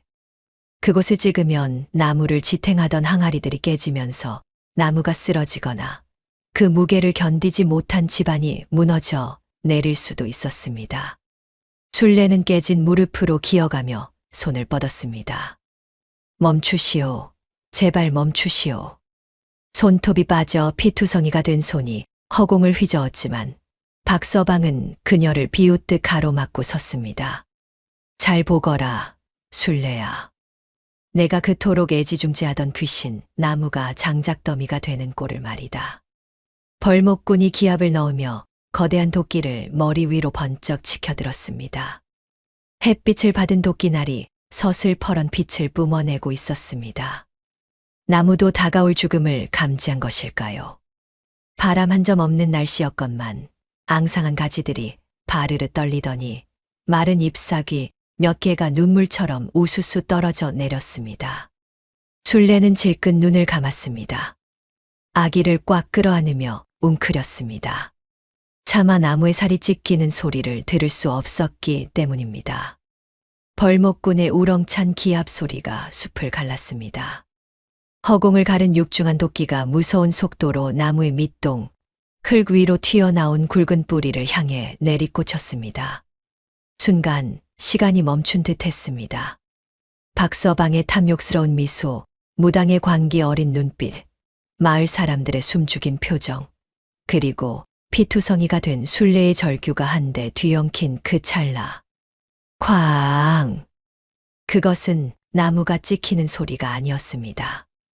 마치 벼락이 떨어진 듯 혹은 쇠와 쇠가 부딪혀 폭발하는 듯한 굉음이 고막을 찢어 발겼습니다. 도끼날이 닿은 곳은 나무의 속살이 아니었습니다. 얇은 흙과 나무 껍질 바로 아래 숨죽이고 있던 수십 년간 나무의 숨통을 조여왔던 그 단단한 옹기 항아리의 어깨였습니다. 엄청난 힘으로 내리찍은 도끼날이 항아리를 박살내는 순간 숲의 정적은 산산조각이 났습니다. 세상 천지가 개벽하는 듯한 굉음이 숲을 뒤흔들었습니다. 그것은 단단한 나무가 쪼개지는 둔탁한 소리가 아니었습니다. 수백 년 묵은 옹기가 박살나고 그 안에 갇혀있던 쇠붙이들이 한꺼번에 쏟아져 나오며 서로 부딪히는 날카로운 비명이었습니다. 도끼를 내려친 벌목꾼 김씨가 비명을 지르며 뒤로 나자빠졌습니다. 도끼날이 나무 뿌리가 아닌 단단한 쇳덩이를 때리는 바람에 그 엄청난 반동이 팔을 타고 올라와 손목뼈를 강타한 것입니다. 김씨는 바닥을 구르며 고통스러워했지만 그를 거들떠보는 사람은 아무도 없었습니다. 모두의 시선은 도끼가 파헤쳐 놓은 나무 밑동, 그 갈라진 틈새에 못 박힌 듯 고정되어 있었기 때문입니다. 사람들이 기겁하며 뒷걸음질 쳤습니다.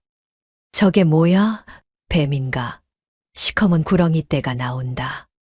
깨진 나무 뿌리와 흙더미 사이로 시커멓고 둥글 납작한 것들이 줄줄이 쏟아져 나오고 있었으니까요.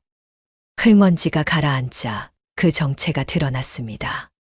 그것은 뱀이 아니었습니다. 오랫동안 땅속에 묻혀 녹이 슬고 흙이 묻었지만 햇빛을 받아 번들거리는 그것은 바로 엽전 꾸러미였습니다. 끈이 사가 끊어지면서 수천 수만 개의 엽전들이 마치 봇물 터진 댐처럼 쏟아져 내리기 시작한 것입니다. 누군가 비명처럼 외쳤습니다. 돈이다. 엽전뿐만이 아니었습니다. 박살난 항아리의 배가 갈라지자 그 안에서 묵직한 은덩이들과 누런 황금 덩어리들이 섞여 나와 흙바닥 위로 굴러떨어졌습니다. 시커먼 흙과 뒤섞여 쏟아지는 그 찬란한 황금빛에 횃불을 들고 서 있던 마을 사람들의 눈동자가 흔들리기 시작했습니다. 하지만 놀라움은 거기서 끝이 아니었습니다. 나무를 지탱하고 있던 거대한 항아리 하나가 깨지자 마치 도미노가 무너지듯 집안이 요동치기 시작했습니다. 수십 년 동안 나무 뿌리와 얽히고 설켜 집안 역할을 해오던 항아리 군단이 균형을 잃고 무너져 내린 것입니다. 땅이 꺼진다. 피해라. 사람들이 혼비백산하여 물러나는 사이 나무 밑동 주변의 땅이 푹 꺼지며 거대한 구덩이가 입을 쩍 벌렸습니다. 그리고 그 깊은 구덩이 속에서 숲에 모인 모든 인간을 경악하게 할 충격적인 광경이 드러났습니다. 그것은 흡사 거대한 돈의 무덤이자 탐욕의 감옥이었습니다. 순례가 어젯밤 파보았던 것은 빙산의 일각에 불과했습니다. 무너진 흙더미 속에는 사람 키만한 독들이 층층이 겹겹이 쌓여 있었습니다. 나무의 굵은 뿌리들은 그 독들을 휘감고 뚫고 쥐어짜며 자라나 있었습니다. 뿌리가 항아리를 뚫고 들어갔다가 그 안에 금은 보화에 막혀 더 자라지 못하고 비틀린 흔적이 역력했습니다. 어떤 뿌리는 엽전 꾸러미에 목이 졸려 있었고 어떤 뿌리는 은괴에 눌려 납작하게 찌그러져 있었습니다. 그 고통스러운 형상은 마치 나무가 쇠사슬에 묶여 고문을 당해온 것과 다를 바가 없었습니다. 사람들은 횃불을 떨어뜨린 줄도 모르고 멍하니 입을 벌렸습니다. 귀신이 붙어온다던 나무, 재수 없다고 침뱉던 그 흉물이 사실은 이 엄청난 무게의 보물을 온몸으로 감당하느라 신음하고 있었다는 진실이 만천하에 드러난 순간이었습니다. 그때 정적을 깨고 미친 듯한 웃음소리가 터져 나왔습니다. 그아하, 돈이다. 내 돈이다. 우리 할아버지 돈이다. 박서방이었습니다. 그는 조금 전까지 순례를 죽이려던 살기 어린 눈빛은 온데간데 없고 이제는 탐욕에 미친 광인의 눈빛이 되어 있었습니다. 그는 체면이고 뭐고 다 집어치우고 구덩이 속으로 뛰어들었습니다. 비켜, 다 비켜. 이건 내 거야. 내가 찾은 거야. 박서방은 흘러내리는 흙더미 속에 파묻힌 황금 덩어리를 주워 입으로 깨물어보고 엽전 꾸러미를 목에 걸며 춤을 췄습니다. 봤느냐? 내가 뭘 하더냐? 명당이라 하지 않았더냐? 이 멍청한 것들아. 이게 다 내 돈이란 말이다. 박서방이 금덩이를 흔들어대자 횃불을 들고 멍하니 서 있던 마을 사람들의 눈빛도 서서히 변하기 시작했습니다. 조금 전까지 그들은 정의를 위해 마녀를 심판하러 온 재판관들이었습니다. 하지만 눈앞에 쏟아지는 황금의 물결은 순식간에 그들의 이성을 마비시키고 마음속 깊은 곳에 숨겨진 추악한 욕망을 끄집어냈습니다. 누군가 침을 꿀꺽 삼키며 중얼거렸습니다. 저게 한 덩이면 논이면 마직이야? 주운 사람이 임자 아니여. 팽팽하던 끈이 툭 끊어졌습니다. 돈이다. 돈 잡아라. 마치 굶주린 짐승떼처럼 사람들이 구덩이로 달려들었습니다. 횃불이 바닥에 뒹굴며 꺼졌고 몽둥이는 서로를 밀치는 도구로 변했습니다. 박서방은 달려드는 사람들을 발로 차고 주먹을 휘두르며 악다구니를 썼지만 수십 명의 장정을 당해낼 수는 없었습니다. 아수라장이 된 구덩이 속에서 사람들은 흙투성이가 된 채 엽전을 줍고 은덩이를 서로 뺏으며 엉겨붙었습니다. 고귀한 척, 선량한 척했던 가면들이 벗겨지고 날 것 그대로의 탐욕만이 숲을 가득 채웠습니다. 그 난리통에 무당매화 만씨는 사색이 되어 뒷걸음질 치고 있었습니다. 그녀는 가짜 귀신을 팔아 구판을 벌였지만 눈앞의 광경은 그녀의 상식을 뛰어넘는 것이었습니다. 쇠붙이가 뿜어내는 서늘한 기운과 사람들의 광기가 뒤섞인 그곳은 진짜 지옥도나 다름없었기 때문입니다. 무당은 비명을 지르며 도망쳤습니다. 도깨비다. 도깨비가 돈을 토한다. 아이고, 나 살려라.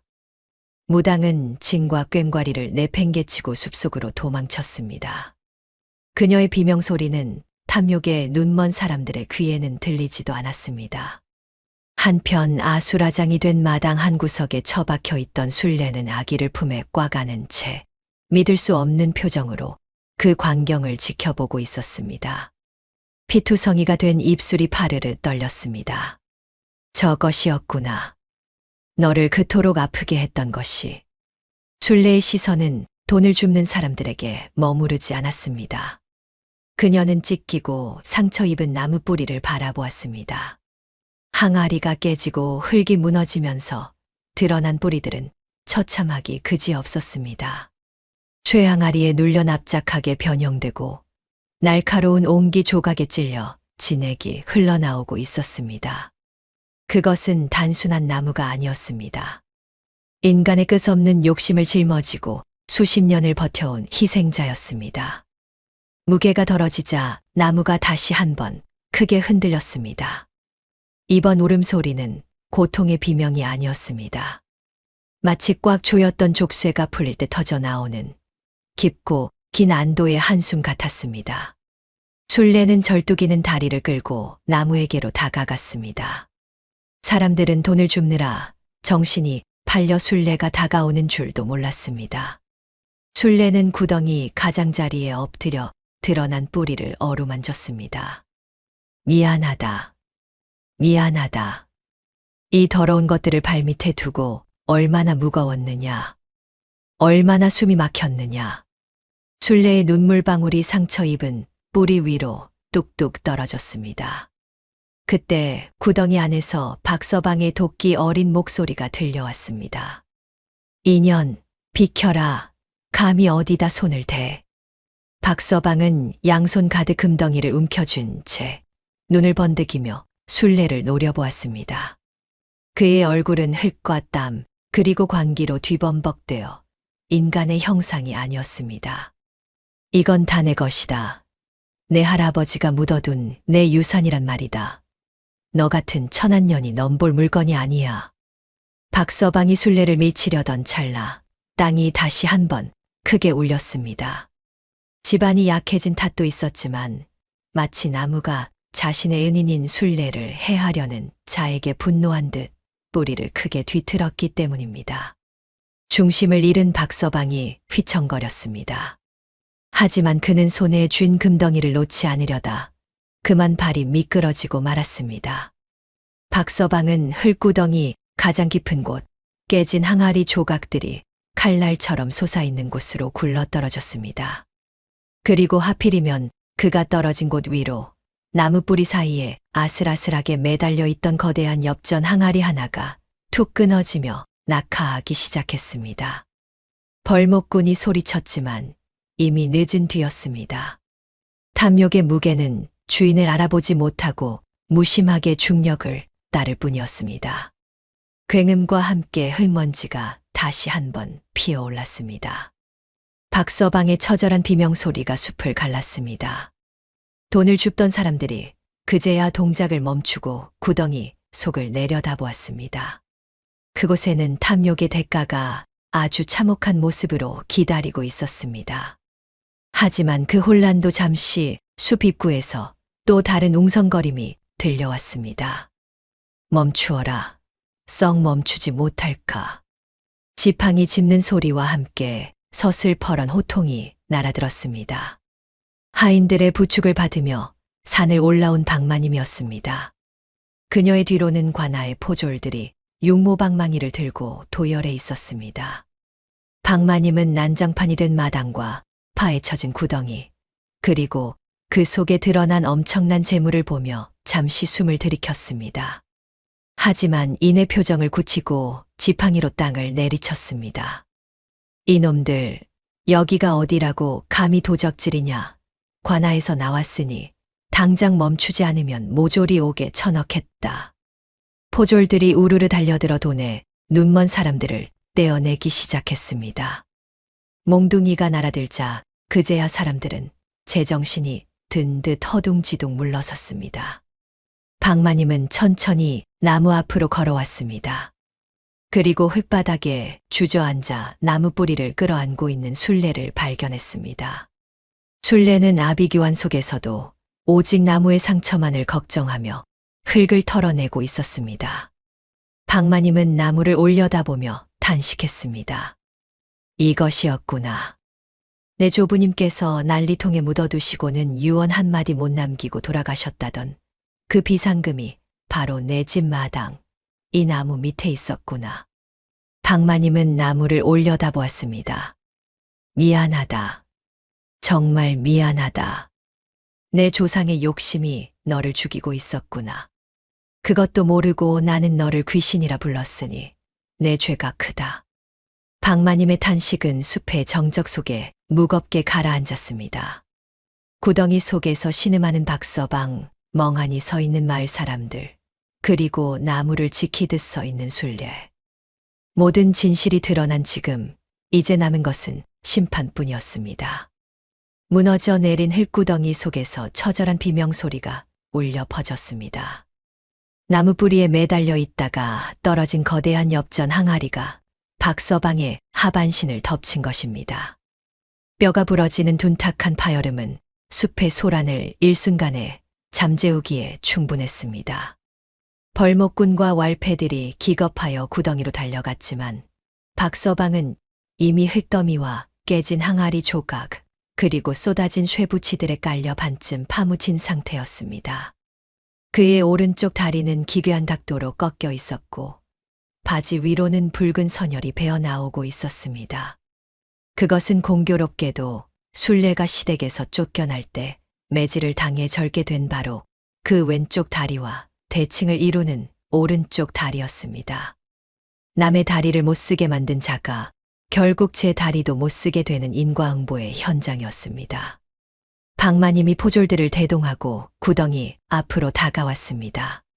포졸들이 창으로 위협하자 돈을 줍던 마을 사람들은 쥐새끼들처럼 슬금슬금 뒷걸음질을 쳤습니다. 박마님은 구덩이 속에서 신음하는 조카를 내려다보았습니다.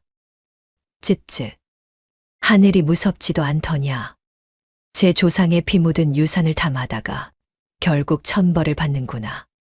하지만 박서방의 탐욕은 고통조차 뛰어넘는 것이었습니다. 그는 식은땀을 줄줄 흘리면서도 손에 쥐고 있던 금덩이를 놓지 않았습니다. 오히려 박마님을 보자 도끼를 품고 소리쳤습니다.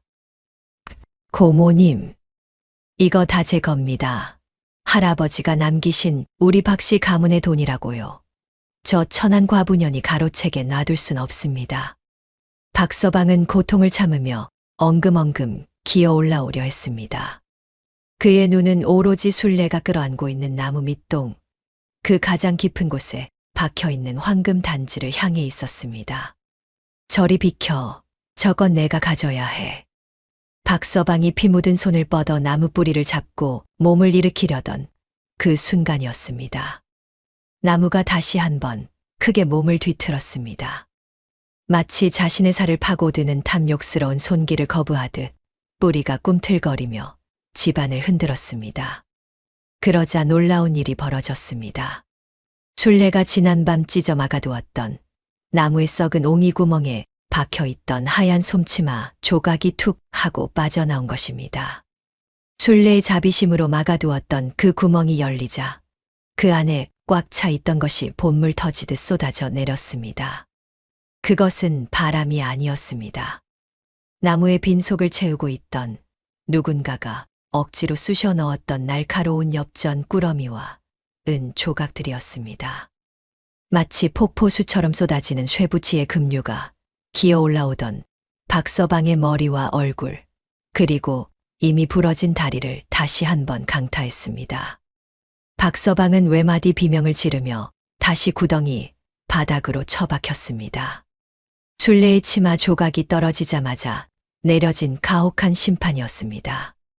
여인의 자비가 사라진 자리에는 냉혹한 응징만이 남는다는 것을 보여주는 듯했습니다. 쏟아진 엽전들은 박서방의 몸을 덮어버렸습니다. 그는 자신이 그토록 원하던 돈벼락을 맞았으나 그것은 축복이 아닌 그를 짓누르는 무덤이 되고 말았습니다. 박서방이 애원했습니다. 살려주시오. 고모님, 사람 살려. 박마님은 차가운 눈으로 그 광경을 지켜보다가 지팡이로 바닥을 쿵 찍으며 호령했습니다. 여봐라, 저 죄인을 끌어내라. 관하로 압송하여 국법의 준엄함을 보여주어라. 포졸들이 구덩이로 뛰어들어가 널브러진 박서방을 끌어냈습니다. 그는 다리가 덜렁거리는 채로 질질 끌려 나오면서도 바닥에 떨어진 은덩이 하나를 주우려 손을 뻗어대 주변 사람들의 혀를 차게 만들었습니다. 박서방과 그의 사주를 받은 왈패들이 포승줄에 묶여 무릎을 꿇려지자 마당에는 무거운 정적이 감돌았습니다. 횃불을 들고 왔던 마을 사람들은 고개를 푹 숙인 채 박마님의 눈치만 살피고 있었습니다. 박마님은 천천히 순례에게 다가갔습니다. 순례는 여전히 나무 둥치를 붙잡고 흙투성이가 된 채 멍하니 앉아 있었습니다. 박마님은 손수건을 꺼내 순례의 피 묻은 얼굴을 닦아주었습니다. 그리고는 몸을 돌려 숲에 모인 모든 사람을 향해 엄숙하게 입을 열었습니다. 모두 똑똑히 듣거라. 이곳에서 나온 재물은 내 조부님께서 임진년 난리통에 가문의 재산을 지키고자 급히 묻어두신 것이다. 허나 난리 중에 조부님께서 극사하시는 바람에 그 위치가 유실되었고 우리 후손들은 그저 전설로만 알고 있었지. 헌데 그 재물이 하필이면 내 집 마당의 나무 밑에 묻혀 이토록 오랜 세월 나무를 괴롭히고 있었을 줄은 꿈에도 몰랐구나. 박마님은 나무를 올려다보며 탄식했습니다. 인간의 욕심이 얼마나 무서운가. 내 조상은 재물을 지키려 나무의 숨통을 조였고 내 조카는 그 재물을 찾으려 사람을 죽이려 들었다. 이 쏟아진 금은 보화는 복이 아니라 우리 가문의 부끄러운 업보이자 독이다. 사람들은 침을 꿀꺽 삼키며 박마님의 다음 말을 기다렸습니다. 과연 이 엄청난 재물의 주인은 누가 될 것인가? 모두의 시선이 박마님의 입술에 집중되었습니다. 박마님은 품속에서 꼬깃꼬깃해진 종이 한 장을 꺼냈습니다. 그것은 순례가 이 흉가에 들어올 때 박마님이 써주었던 매매 문기였습니다. 나는 이 문서를 통해 이 땅과 집에 대한 모든 권리를 순례에게 넘겼다. 조선의 국법에 따르면 땅을 매매할 때는 산판과 그에 속한 지상물, 지하물 일체를 포함한다고 명시되어 있다. 박마님은 문서를 높이 들어 보였습니다. 따라서 이 땅 속에서 나온 모든 재물은 땅 주인인 순례의 정당한 소유임을 이 자리에서 천명하노라. 사람들 사이에서 탄성이 터져 나왔습니다. 박서방이 억울하다는 듯 소리쳤습니다. 고모님, 말도 안 됩니다. 그건 우리 할아버지 돈이잖습니까? 어떻게 저런 천한 과부한테. 박마님의 불호령이 떨어졌습니다. 닥쳐라. 천한 것은 내 놈의 마음보가 천한 것이다. 내 놈은 이 나무를 베어 죽이려 했지만 순례는 제 옷을 찢어 나무를 살리려 했다. 나무가 누구에게 이 보물을 주었겠느냐? 억지로 쑤셔 넣은 뿌리를 뱉어내어 내 놈의 다리를 분지르고 순례에게는 그 뿌리를 덮어주지 않았더냐? 박마님은 지팡이로 쏟아진 엽전 더미를 가리켰습니다. 보아라. 나무가 토해낸 이 재물은 순례가 나무의 아픔을 어루만져 주고 받은 정당한 품삯이다. 감히 누가 하늘의 뜻을 거스르려 하느냐? 그 명쾌하고도 서슬퍼런 판결에 누구도 토를 달지 못했습니다. 관아에서 나온 포교 역시 고개를 끄덕이며 박마님의 말에 힘을 실어주었습니다. 박마님의 말씀이 지당하오. 문서는 거짓말을 하지 않는 법. 또한 악인이 탐하면 독이 되고 의인이 취하면 약이 되는 것이 세상의 이치 아니겠소. 이 모든 재물은 순례 부인의 것이오. 순례는 믿기지 않는다는 듯 떨리는 눈으로 박마님을 바라보았습니다. 마님, 저는 이런 큰 복을 받을 자격이 없습니다. 저는 그저 우리 아기 살리려고. 박마님은 순례의 거친 손을 꼭 잡으며 말했습니다. 아니다, 순례야. 내가 이 나무의 독을 빼준 것이다. 내 착한 마음씨가 저주받은 흉지를 명당으로 바꾼 게야. 그러니 사양치 말고 받아라.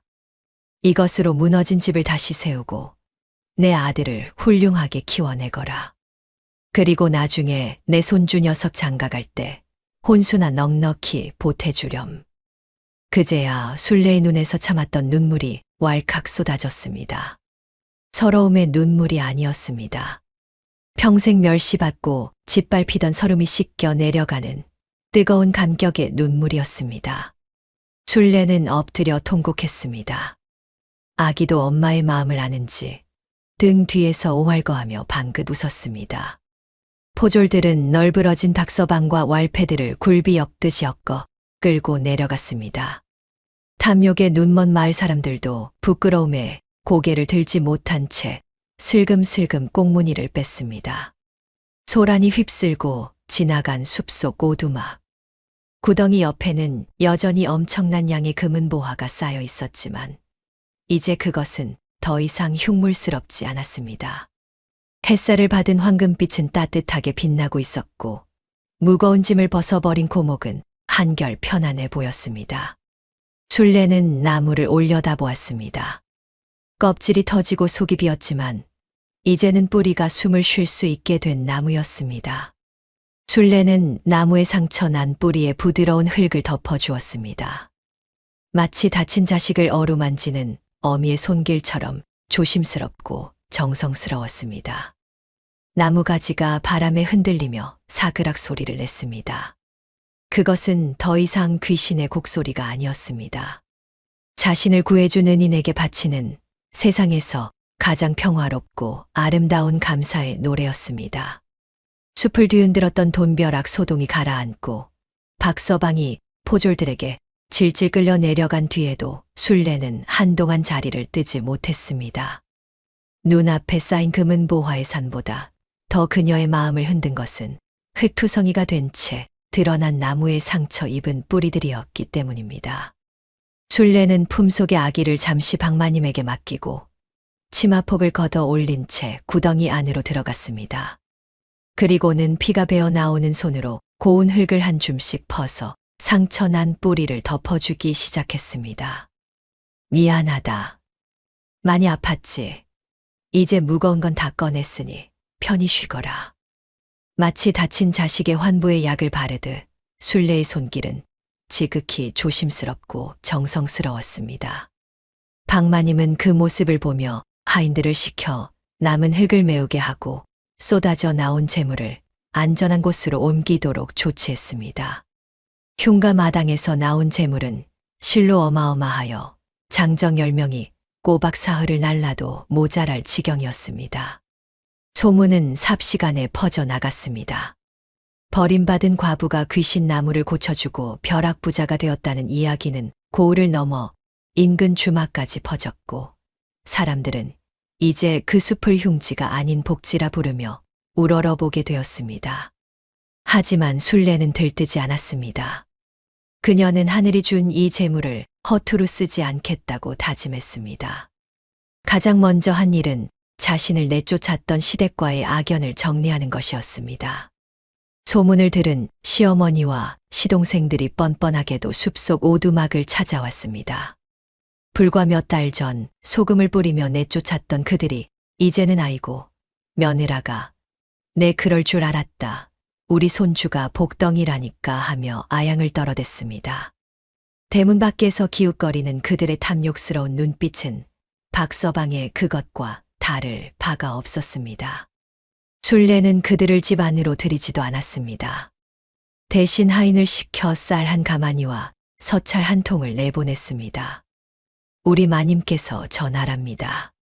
지난 세월 춥고 배고픈 기억은 이 쌀 한 가마니로 퉁칠 터이니 이것을 노잣돈 삼아 다시는 이 근처에 얼씬도 하지 마시라고요. 만약 한 번만 더 찾아와 행패를 부리면 그때는 관아의 힘을 빌려 엄히 다스리겠다고 하셨습니다. 시어머니는 땅을 치며 통곡했지만 굳게 닫힌 대문은 다시는 열리지 않았습니다. 순례는 통쾌한 복수 대신 단호한 단절을 택한 것입니다. 썩은 가지는 잘라내어야 새순이 돋는 법이니까요. 그해 겨울은 유난히 길었으나 순례의 오두막은 더 이상 춥지 않았습니다. 순례는 쏟아진 재물의 일부를 헐어 읍내의 용한 의원을 불러들였습니다. 의원이 말했습니다. 동상이 심하여 뼈가 상했으나 워낙 심성이 굳세어 버티신 듯합니다. 다리를 예전처럼 완벽하게 쓸 수는 없겠지만 좋은 약을 쓰고 섭생을 잘하면 지팡이 없이 걷는 데는 무리가 없을 것입니다. 의원의 말대로 값비싼 탕약과 침 치료를 병행하자 나무토막 같았던 순례의 다리에 조금씩 감각이 돌아왔습니다. 비록 여전히 걸음걸이는 조금 절뚝거렸으나 아기를 업고 숲길을 산책하는 데는 지장이 없게 되었습니다. 그리고 마침내 기다리던 봄이 찾아왔습니다. 언 땅이 녹고 훈훈한 바람이 불어오던 어느 날 아침 마당에 나선 순례는 깜짝 놀라 입을 다물지 못했습니다. 죽은 줄로만 알았던 고목, 시커멓게 타들어가 흉물스럽던 그 나무의 가지 끝마다 연두색 새순이 돋아나고 있었던 것입니다. 마치 팝콘이 터지듯 가지마다 맺힌 작은 생명들이 햇살을 받아 반짝이고 있었습니다. 뿌리를 옥죄던 쇠사슬이 사라지자 나무는 대지의 기운을 마음껏 빨아들여 기적처럼 부활한 것입니다. 순례가 솜치마로 막아주었던 옹이구멍에는 새살이 차올라 더는 바람이 들지 않았고 나무는 그 어느 때보다 웅장하고 아름다운 자태를 뽐내고 있었습니다. 살았구나. 내가 살았어. 순례는 아기를 안고 나무 아래 섰습니다. 머리 위로 쏟아지는 찬란한 봄 햇살과 연두빛 나무잎의 춤사위. 그것은 나무가 순례에게 보내는 가장 화려한 감사의 인사였습니다. 순례는 그 나무 아래서 맹세했습니다. 나무야, 내가 내게 새 삶을 주었으니 나도 너처럼 남을 위해 그늘을 내어주는 사람이 되마. 내 곳간의 재물은 썩은 물이 되지 않게 흐르게 할 것이다. 순례는 그 약속을 지켰습니다. 그녀는 흉가를 헐고 그 자리에 번듯한 기와집을 지었으나 담장은 낮게 하고 대문은 항상 열어두었습니다. 그리고 흉년이 들 때마다 마당에 거대한 가마솥을 걸고 죽을 쏘어 배고픈 이들을 먹였습니다. 사람들은 이제 그녀를 절름발이 과부라 부르지 않았습니다. 숲속에 큰 나무 같다 하여 거목마님, 혹은 베푸는 손길이 넉넉하다 하여 순례보살이라 칭송했습니다. 박마님 또한 순례를 친딸처럼 아끼며 여생을 함께했고 두 여인의 우정은 고을의 자랑거리가 되었습니다. 세월은 유수와 같이 흘러 어느덧 당산이 한 번 변한다는 10년이 지났습니다. 화창한 늦봄, 숲속의 풍경은 몰라보게 변해 있었습니다. 자풀이 무성하던 흉가터에는 으리으리한 99칸 기와집이 들어섰고 그 현판에는 보훈서당이라는 글귀가 힘차게 쓰여 있었습니다. 집 뒤편 그 전설의 고목은 이제 하늘을 뒤덮을 만큼 거대한 느티나무가 되어 짙은 녹음을 들이우고 있었습니다. 그 시원한 나무 그늘 아래서 낭낭한 글 읽는 소리가 울려 퍼졌습니다. 하늘은 스스로 돕는 자를 돕고 덕을 쌓은 집안에는 반드시 경사가 있다 하였으니 비단 도포를 입은 총명한 소년이 책을 읽고 그 주변으로 수십 명의 학동들이 귀를 기울이고 있었습니다. 바로 10년 전 젖이 말라 굶어 죽을 뻔했던 순례의 아들 복덩이였습니다. 대청마루에는 세월의 흔적이 곱게 내려앉은 순례가 인자한 미소로 그 모습을 지켜보고 있었습니다. 비록 눈가에는 주름이 잡히고 머리에는 서리가 내렸지만 그녀의 눈빛은 10년 전 나무를 지키려 낯을 들었던 그때보다 더 깊고 단단해져 있었습니다. 옆에서 시중을 들던 하녀가 호들갑을 떨었습니다. 마님, 도련님 글 읽는 소리가 어찌 저리 청아한지요. 꼭 과거의 장원 급제하실 것입니다. 순례는 조용히 고개를 저으며 웃었습니다. 장원 급제가 대수겠느냐. 그저 저 나무처럼 뿌리는 깊게 내리고 가지는 넓게 펼쳐남을 품어주는 사람이 되면 그뿐이다. 순례는 자리에서 일어나 지팡이도 없이 꼿꼿한 걸음으로 나무에게 다가갔습니다. 그리고는 거친 껍질 위에 손을 얹었습니다. 10년 전 자신의 치마를 찢어 막았던 그 옹이구멍은 이제 흔적도 없이 아무러 매끈한 새살이 되어 있었습니다. 나무야, 고맙다. 내가 버텨준 덕분에 우리 모자가 살았고 내가 내어준 복으로 수많은 목숨을 살렸다. 바람이 불어오자 나무십들이 쏴 하고 시원한 소리를 냈습니다. 마치 나도 고맙다, 친구야 하고 속삭이는 듯 했습니다. 순례는 나무 그늘 아래 서서 멀리 산 아래 마을을 내려다보았습니다. 한때는 저주라 손가락질 받던 땅, 귀신이 나온다며 멸시받던 흉가. 하지만 정직한 마음과 따뜻한 연민이 닿자 그 저주의 땅은 천하제일의 명당으로 바뀌었습니다. 독도 쓰기에 따라 약이 되고 화도 마음먹기에 따라 복이 된다는 옛 성현의 말씀이 틀린 것이 하나 없었습니다. 순례의 입가에 평온한 미소가 번졌습니다. 그녀는 아들이 읽는 글소리에 귀를 기울이며 나무의 등을 기대고 눈을 감았습니다.